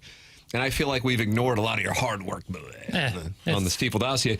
So you tell me where you want to go with all this hard work you've prepared here in the Stiefel dossier. Wow. It's so fun. Yeah, it's your Sadie Hawkins. Usually it's Doug Sadie Hawkins, but with you, with Sade, I think it's your day. Okay, I'm going to get to my airing of grievance later, and He's mapping out his 10 o'clock hour dossier. That's fine. Okay. I have an airing of grievance I need to talk about, but you could do that now if you need to. No. All right, what are we waiting for? Want me to do it now? Yeah, what does it matter? It doesn't.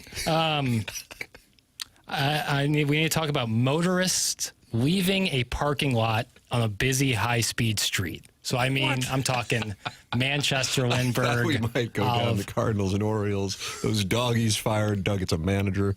I thought we might even get Knicks and Pacers as the Knicks are on death's So I was going to go there, but I went. I knew we weren't going to get Oilers and Stars. No. But now we got pulling out of a parking lot? Right, okay. That bothers you? No, it doesn't bother me. So when who does it bother? Me. When you're pulling out of a parking lot on a busy, like a Manchester. I saw this happen yesterday on Manchester. Okay. When someone's turning right into a strip mall, a business off of a busy, speedy street, they don't want to come to a complete stop to make that right turn. That really could be a problem with traffic. So you have to come in a little hot to the business, to whatever parking lot you're coming into. That's right. So you have to take a certain angle. And I think that people leaving the parking lot often will just drive in the middle of that little driveway, that exit driveway, and they give no room to the person turning right into it. I almost got into a crash yesterday. Where did this happen? Let's workshop this. Manchester and De Pere. Believe that strip mall that like the Egg and I is in. Okay. So someone was turning right into there, and they were doing the right thing, turn their signal on plenty. We're going to take a pretty hot turn in there so to not bother traffic. And at the last second, a car pulls into that little driveway straight down the middle, giving them no room. If you are driving out of a busy parking lot onto a speedy 40-mile-per-hour street, you have to get all the way over to the right. And I mean all the way over as far as you can to give room to that car. I almost went right into the back of a car because they had to come to a complete stop to make that turn because it's such a tight angle. If you are leaving a parking lot, get over to the right. Don't go down the middle. You're going to screw it for everybody else. Okay. Oh, this guy's a band. You got plenty of time when you're pulling out of a parking lot to line yourself up. The person turning right into the parking lot does not. No, they didn't think anyone would turn in. At the split second they were going to exit, they didn't think anyone would be turning in. And that's selfish driving. Okay. Wrong part of town, virgin. Nobody cares about your 1989 Honda Civic. That's what you were. I don't drive a 1989 They had a Cooper, Mini Cooper. Yeah, purple. So every other car is a threat. Yeah, I'm in the, that's I feel like I'm like Steve McQueen, and it's a tight car, man. Go right out. No, but seriously, like get over to the right. If you are driving, get over to the right. Okay. I can see why that bugged you. Doug, I gave the man a blank canvas, and that's where he wanted to go. That's the joy of a Sadie Hawkins. All right. Now we can toggle on the next Pacers, too. Yeah, that's the good news is your palate's been cleansed for Knicks and Pacers. Okay, we can get to the important stuff. Tyrese Halliburton. But before you cleanse your palate, go see Dr. Brandon Pryor at 100 West Dental. He's going to have the closest to the pin competition going on both tomorrow and Friday at the Dotem. Dr. Brandon Pryor is online at 100westdental.com. The office is located on Manchester. Please make sure you're in the right lane. Thank you. Yes, Manchester. Yeah, right? I mean, that's right. Yeah, that's the scene of the crime. Yes. You can call 636-585-0100. No insurance for dental? No problem. The membership plan aids in the cost of dental work for those who do not have dental insurance. Your health is not just about your medical insurance. Bad dental health can lead to bad overall health, and you cannot take a chance with it. Get checked up with Dr. Brandon Pryor and 100 West Dental. No phone calls needed to get in. Just check the calendar online for availability and book right then and there. It's 100 West Dental online at 100westdental.com or call 636-585-0100. There's still a lot to get to here on the Stiefel dossier. Jackson wanted to lead with the parking lot thing. But Doug, you won't believe what's still stored up here. Okay. Plus the Design, Air, Heating, and Cooling email today, the morning after at InsideSTL.com. This is TMA, and it's presented to you by Brown and Crouppen on 101 ESPN.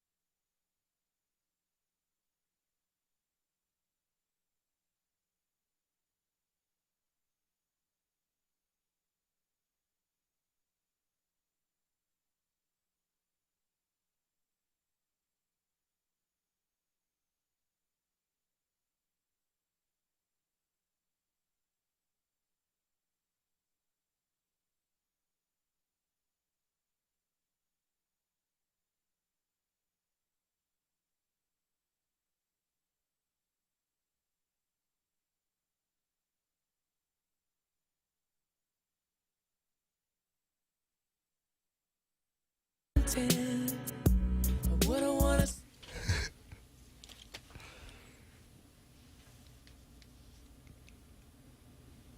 I don't know the years. Tim is in the Michelob Ultra YouTube chat, Doug, and he says Jackson's grievances are one step above an old man trying to return soup at a deli. See, Will they take the soup back? No. Soup is not a refundable item. I have a grievance against my dog. You know that little white dog I have, little Dora, about 15, just a pudgy little white ball of fur? Kind of a yappy dog? It's usually pretty quiet, usually very well behaved. A couple nights ago, I gave him a rib bone with some meat. Ooh, where'd you get ribbies from? Treat. I got Schnucks. Or Costco. It was Costco. And said, boy, she'll love this. The dog's getting old. So I gave her the bone, and she loved it, went nuts over it. And I'm thinking, she might splinter that bone. She could choke on that. I better take the bone away. By the time after she had the meat off the bone, I said, I'm going to take it away from her. With that, she turns and attacks me. Oh, my goodness. My own dog, this dog that I carry like a baby up the steps at night so it doesn't fall down, took a bite out of my shoe. Oh, my goodness. I could feel it on my toe. That's no way for a daughter to act. No, I said, where's this guy? And once they get the taste of human flesh, that's all they want. Really? This dog, yes. Did you reprimand the dog? Well, I scolded it, sure. I didn't hit the dog. It's the size of a loaf of bread. But did you carry it up to bed that night? night? Me, took a bite out of my shoe and wouldn't let go. So I guess I have to wear steel-toed work boots around the house. Hard soles, yeah. So, Dora, you were sideways now. Yes. Oh, gosh, yeah. Jackson aired his grievance about, what was it again? Motorists not getting all the way over to the right when leaving busy parking lots or busy street parking lots. Mm-hmm. You know, I assume people are on board with me, you know. Some are. Sharon and Clayton is on your side. Thank you. Thank God. The 314 says Jackson drives a Subaru, no question. That's right. Outback. Dirty, too. Let's see. I'd like to take a bite out of Doug. That's from MD 2020. Okay, here. You can My own text dog attacked me. 314-399-9646. It's Jackson Sadie Hawkins, 10 o'clock hour. There's so many different things to go to. I just want to see which direction, because you're El Capitan. Yeah, see on my sweater. This Pat McAfee audio from the Pacer game last night. Doug, the Pacers now up 3-1 on the Knicks. Knicks fans, Ben Stiller, Spike Lee, Jackson's boy crush, Timothy Chalamet, all made the trip to Indianapolis. And Pat McAfee grabbed the microphone, and as you would say, he shot a promo. Oh, did he really? Yeah. Okay. Indianapolis, Indiana. We got some big wigs from the big city in the building. Spike Lee is here. Didn't go over well. Ben Stiller is here. Timothy Chalamet is here. Let's send these sons of bitches back to New York with their ears ringing. Let's turn this off. How'd you explain that to your kids? I couldn't. I can't let him watch anymore. Now, he played for Indianapolis, right? Yeah, the Colts. That's why he's a big Indiana guy. Mm-hmm. Okay. Lives there, I think, does the show out of from Indianapolis. Yeah, Indy guy. Oh, he does? That's where the show comes from? Mm-hmm. But what do you think Spike Lee, Chalamet, Ben Stiller are dropping on courtside seats in Indiana? Like $8-9 grand, you think? Courtsides? Probably. And what do you think it is at the Garden? 10 or 12. God, I would go over on that for Eastern Conference Finals. But if you're the Knicks, don't you kind of need Spike Lee, Ben Stiller, Chalamet courtside? Probably cut a little deal of some sort. Why would you need them? Why? Yeah. Pub? They don't need the pub. Building sold out in it, whether those guys are sitting there I'm or not saying for ticket sales. I'm saying for global Do you feel like outreach. the Cardinals need Cardinal Cowboy? Or he needs them, one of the two. I know somebody needs somebody. This is secondary, but I looked up the closest seat you can get for the next game at the Garden, and section VIP 10, which is it seems to be right there, first row.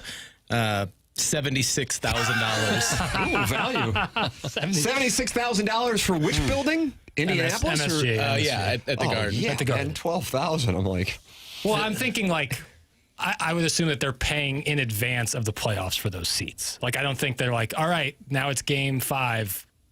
purchase him up. I think I would be curious how that works out because it's got to be a thing for like the stars who really get into it and their agents. I picture Hank Kingsley on the Larry Sanders Show really wanting to be courtside, that kind of thing. Hey, now. Now, Ben Stiller is a longtime Knicks fan. That's legitimate. Spike Lee's history, of course, going back to whether it was the Bulls or the Pacers, of course. That's legitimate. I guess your boy Chalamet, 100%. I don't know. When he comes on College Game Day, he's breaking down college football like Lisa Ann was breaking down fantasy football. He's a real ball knower. There's a Twitter post going from like 2012 or 2013. Where he's giving takes? He won some like Knicks trivia contest, like a super obscure Knicks trivia contest, and it was Little Timmy Chalamet won it. So he's a real ball fan. Little Timmy Chalamet. Okay. Yeah, he's a real ball fan. Well, someone there in New York will drop that $75,000 like it's nothing. For sure. I was in L.A. in 08. What, Celtics? No, please go ahead. Oh, okay, sorry. What's going on? 08 would have been, Celtics. Yes. And he said 81,000 for courtside. Jesus. I won't go unless I can sit courtside. That's kind of been your thing. Mm-hmm. You're a green seat guy through and through. I am, yeah. Which is why I don't go much anymore. It is a whole different feeling when you get seats like that. It's a bucket list item for me. Obviously a much lower level, but when Seth Goldcamp hooked me up with those courtside seats for that SLU game, it was the closest I'd ever been for a basketball game. What was the experience like? It's just amazing how big and athletic and how fast those guys move. Mm-hmm. Yeah, it's different up close. Thanks, Seth Goldcamp. Designer Heating and Cooling sponsor of the email today. You can send yours in the morning after at InsideSTL.com. Let's see. Brian Henson says Ben Stiller tweeted about the McAfee thing and how weird it was. I'm looking at Ben Stiller's Twitter tweet feed, and I don't see it, though. But I know Brian Henson would make it up, so... Doesn't seem weird to me. It seems like something McAfee would do, doesn't it? No, that's very much within his character. Yeah. You'd be surprised if he did something that wasn't that loud and boisterous and obnoxious to the home crowd. I know Ben Stiller's a real fan because I always see him tweeting during the games about not getting foul calls, and I'm like, he did. I take it back. Of course, Brian Henson was right.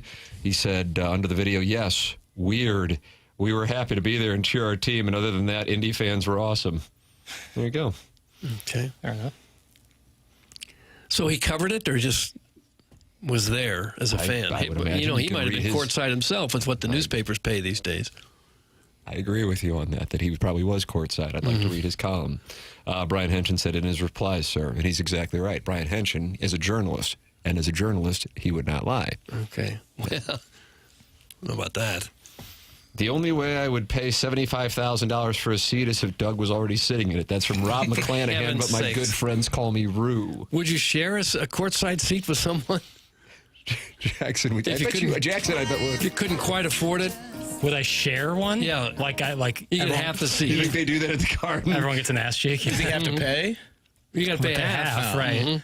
No. It would be kind of because you do that maybe if no one could see you, but if you're courtside and then the TNT cameras are picturing you with your legs to the other side while someone's sharing a seat with you. Excuse me, Mr. Chalamet, I have half of this seat. He's a lithe gentleman. If there was one to do it. You like your men thin? Well, I wouldn't do it like Steven Shrippa sitting next courtside. Bobby Bacalari. Yeah, I wouldn't. Okay. I don't think he would be great to share a seat with. But I'd rather watch Tim's 3-year-old son run linebacker drills into his bed than watch the Knicks and Pacers. That's from the Warson Woods Wacko. It's fine.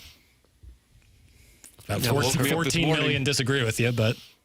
So woke me up this morning right around 4 in the morning. The hell was he doing? I mean, I'm just all of a sudden the bed's shaking. I don't know, whatever's going on, I'm not involved. Sure enough, the 3-year-old just runs right into the bed and all hell's breaking loose. That went on at my house for 15 years. So I got that to look forward to? Yeah, probably. Dogs biting your feet. Maybe I will have kids. You guys make it seem... It's wonderful, especially at that hour.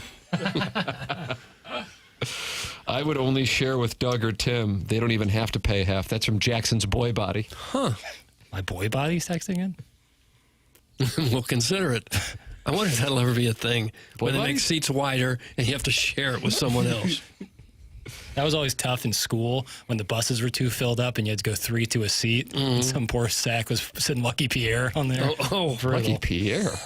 My first school... You might have misused the term. I thought that was it. You said in the middle. Bill. Well, you're in Tim, the why are middle. there green seats in a red Cardinal stadium? Please answer so I can send you a kiss emoji. That's from Car Wash Dave. Doug, do you recall when they were constructing Busch Stadium, there was a vote, and fans were given the opportunity to vote whether they wanted the seats to be red or navy. Do you remember that? I thought it was red or green, but I remember there was a vote. Yeah. The green seats being the higher dollar seats, but there was a vote, and fans chose red. But I would imagine way more ballparks have the navy seats. Probably than the red so. seats, which of course stands to reason. You can email in the morning after at InsideSTL.com for our design, air, heating, and cooling email today. The program's called TMA, and it airs on 101 ESPN.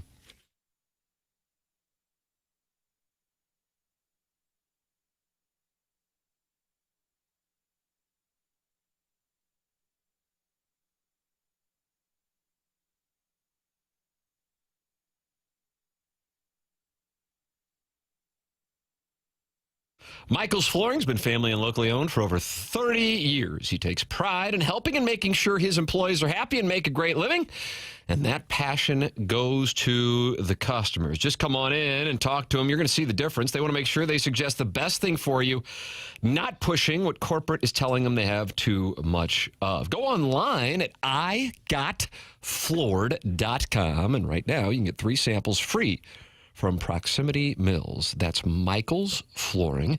There's a reason he's continued to grow through the 31 years. Employees love working for him as they feel like family, and he makes sure they are taken care of. And this then rubs off to the families buying the product as they know they have the best interests of the buyers. They have it all, but carpet is awesome, and it is back in style. They have so many varieties of all flooring and have 3 to get to locations in St. Louis. They're in Creve Coeur, Darden Prairie, and St. Peter's. Come see why people are loving getting floored by Michael, and make sure you visit igotfloored.com.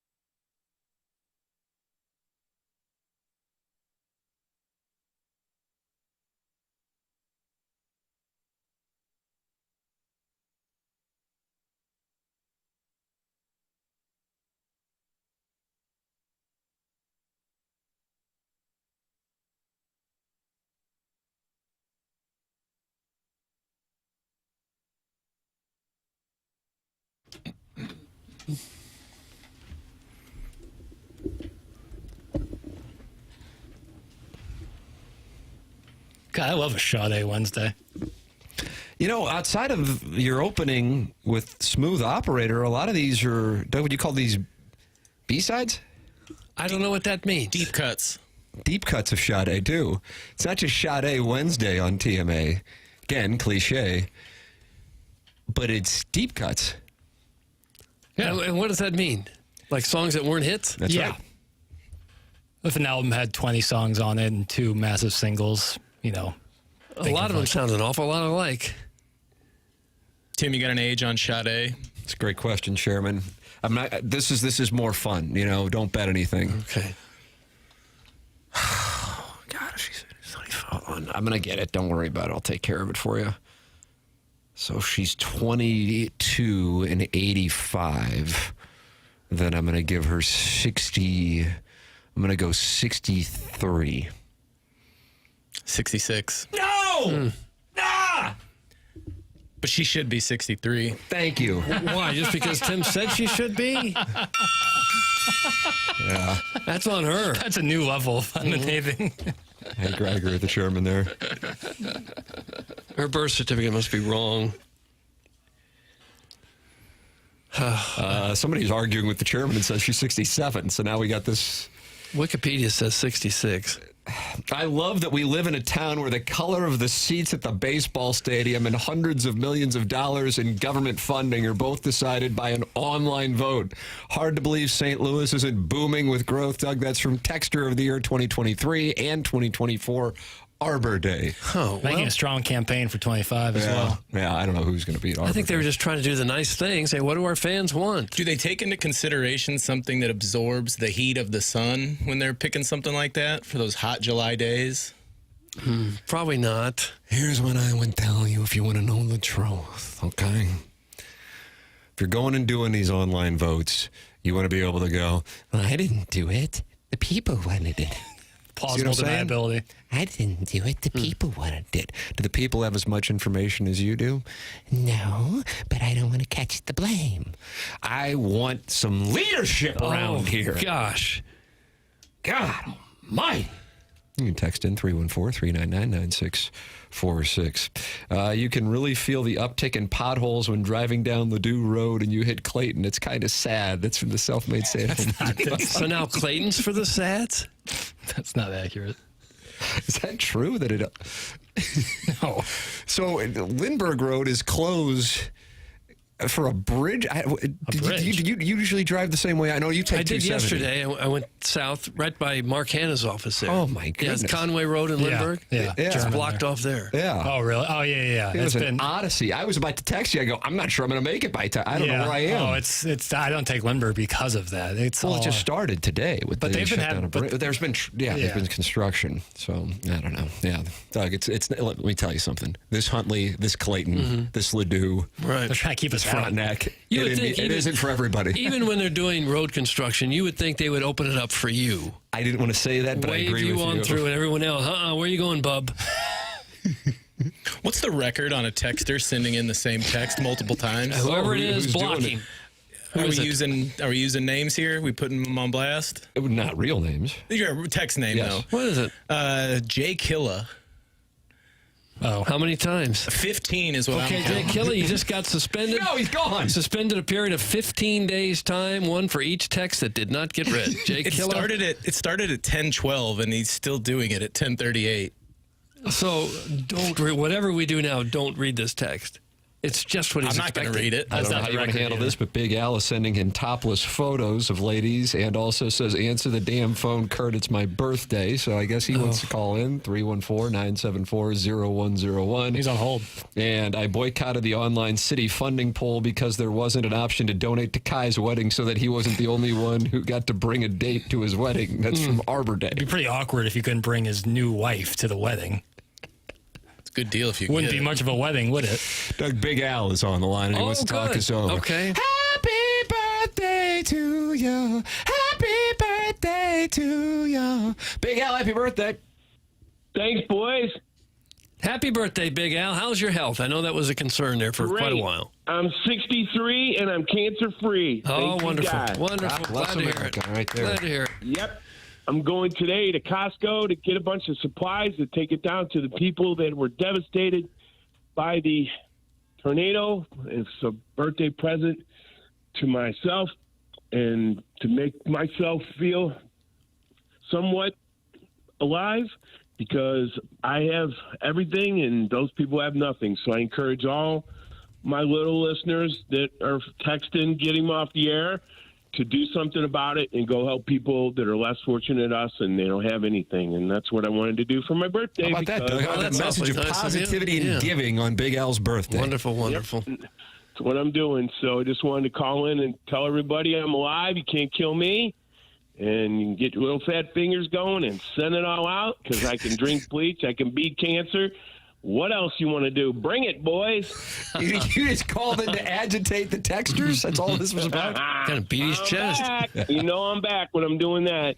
No, in all seriousness, I appreciate all you guys. Every time I'm out somewhere, not every time, but a lot, I'll be at sporting events. People come in, call in more. That's Kurt won't answer the damn phone. My finger's bleeding now. I called in like 82 times. Oh, no. The text, it was my birthday. Thanks, Chairman. Appreciate it. I got promoted today, Big Al.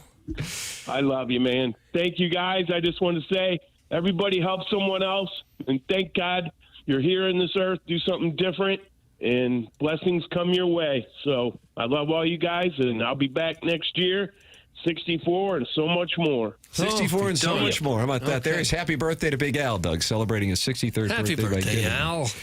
Let's see. While you're at Costco, please pick up more bleach. That's from Moistus Salou. I'm back. My birthday wish is for a tornado to strike Big Al right now. That's from the artist formerly known as Zebo's wrestling buddy. Do I change these names to that?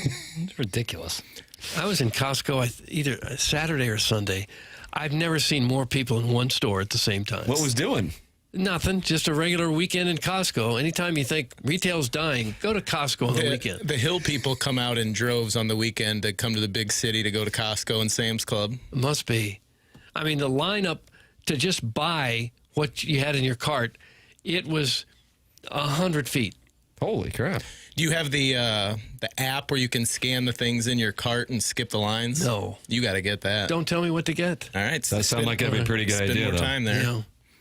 Who was it that Al, there was a TMA Live, and I remember, I think it started as an arm wrestling match, and it ended up with them both on the ground wrestling around. That was Biff. Yeah, they were on the ground together.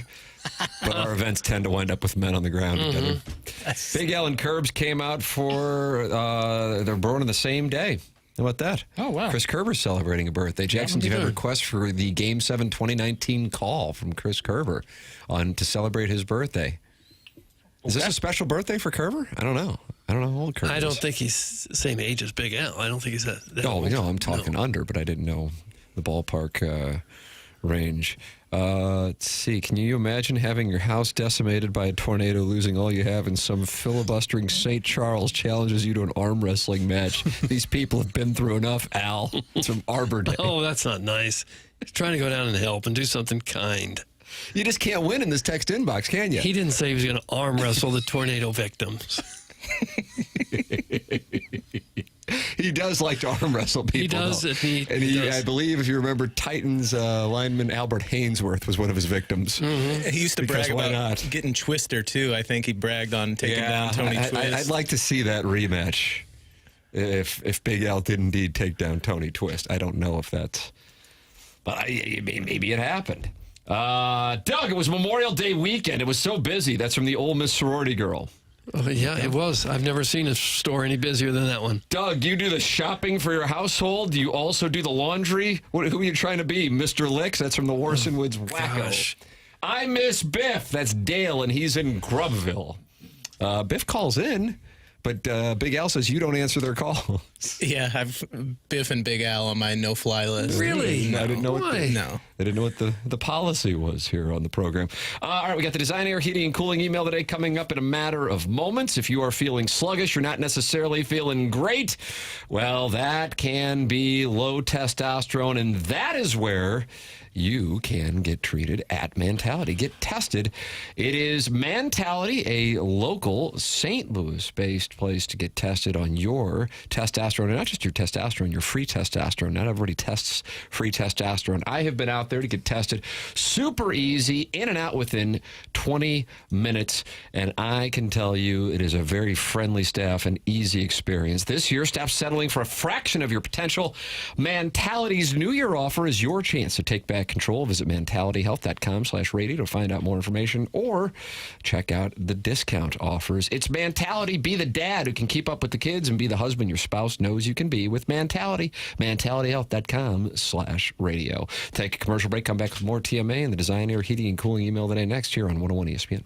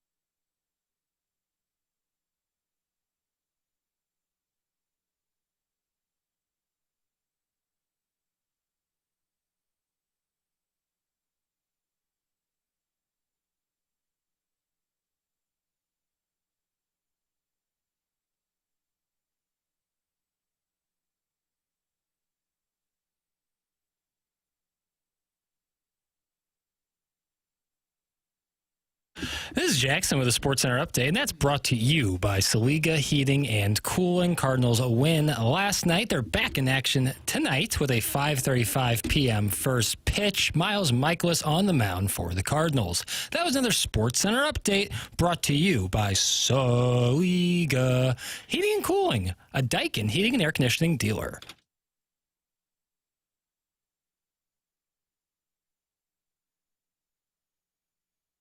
All right, Doug. Last show in studio for the week as we head to Oak Valley for the Dotem tomorrow. And $15,000 on the line. I know, Jackson, usually our transactions are done in crypto. That's right, yeah, Ethereum. But I will have $15,000 on me.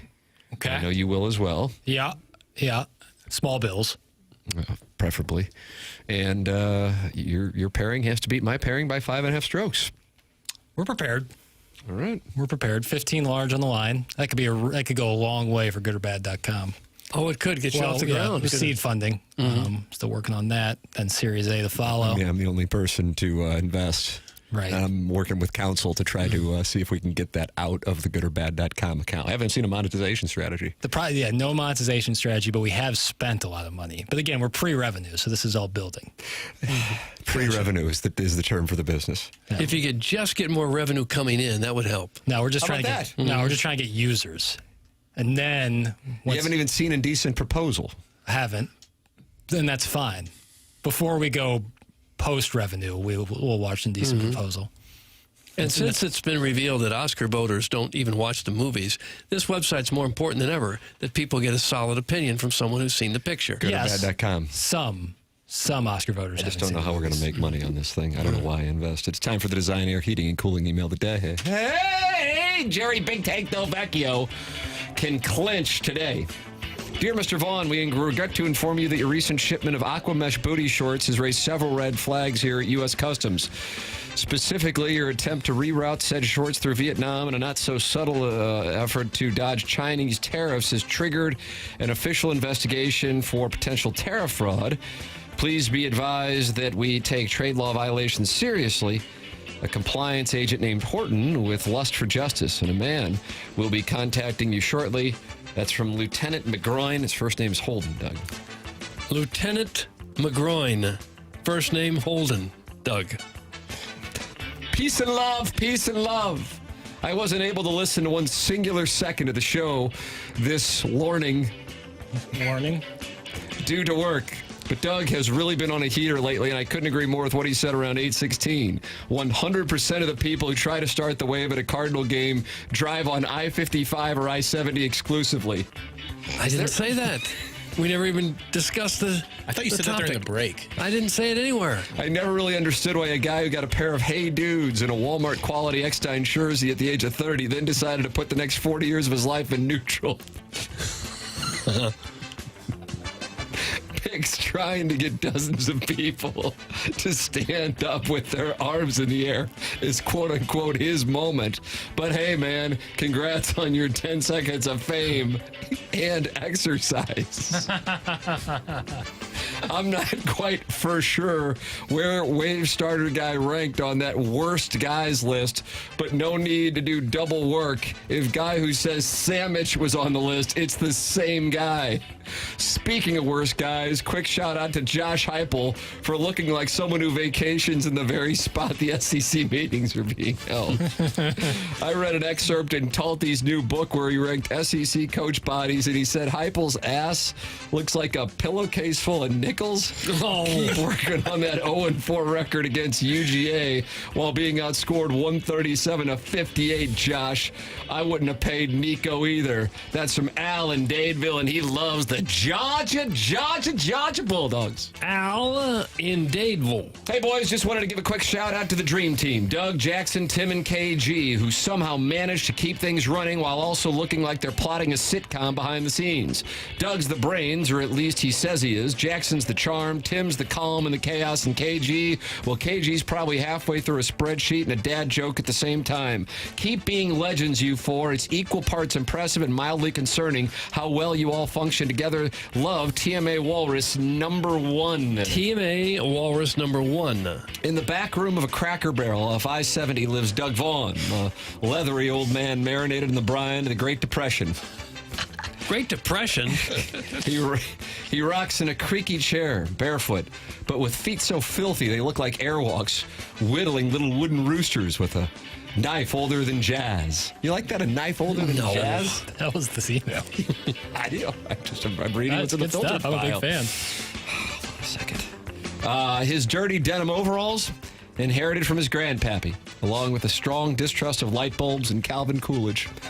Doug spins wild yarns about the 1920s, arm wrestling Capone.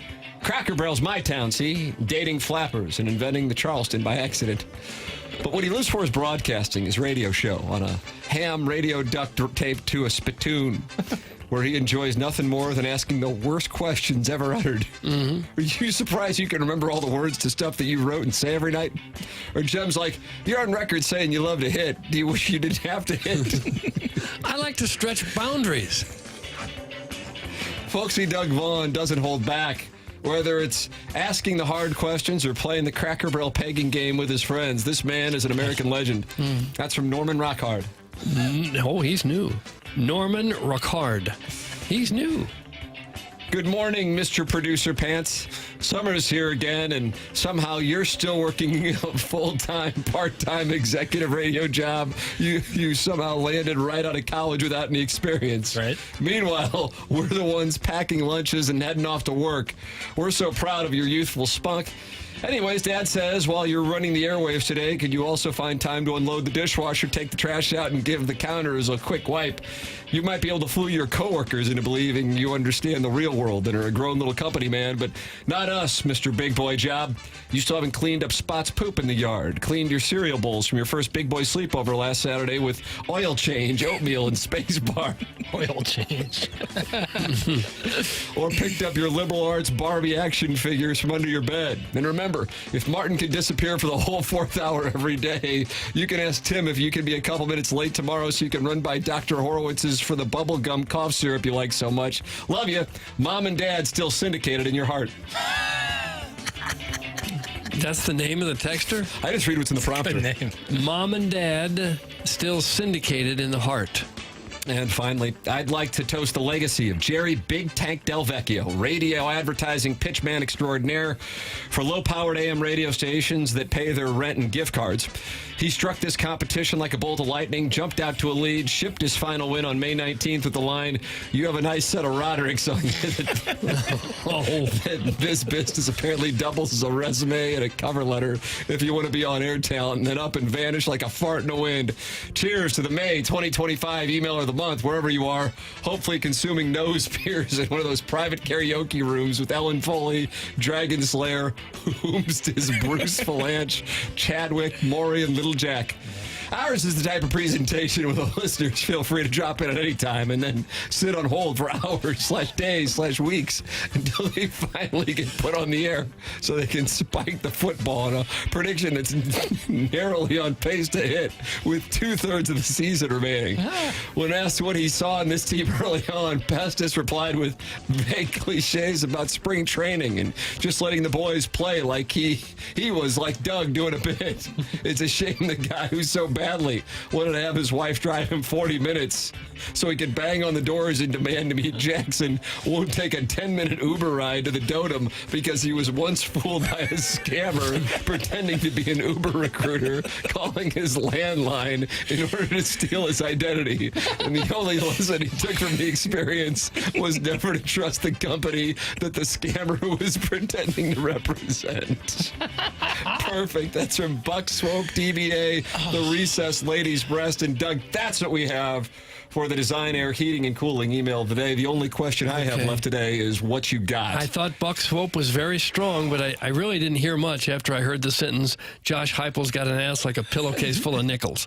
So I'm going to vote for Allen Dadeville. I'm going with Storm and Norman Rockhard. I'm also with Norman Rockhard. Wow, this puts me to the test. Strong batch today. Yeah, you doff your cap. I thought Buck Swope was the best. Buck Swope is one. The designer Look at us. email This of the day. two-vote thing is really coming to bite us in the ass here. Buck Swope told me what the rules were, and I agree with him. BK and Ferrario are coming up next. Time for us to shut it down. For Jackson Burkett, for Chairman Kurt, for Douglas Elvin Vaughn, for my brother Kevin, I'm Tim McKernan. This has been TMA, presented to you by Brown & Crouppen on 101 ESPN.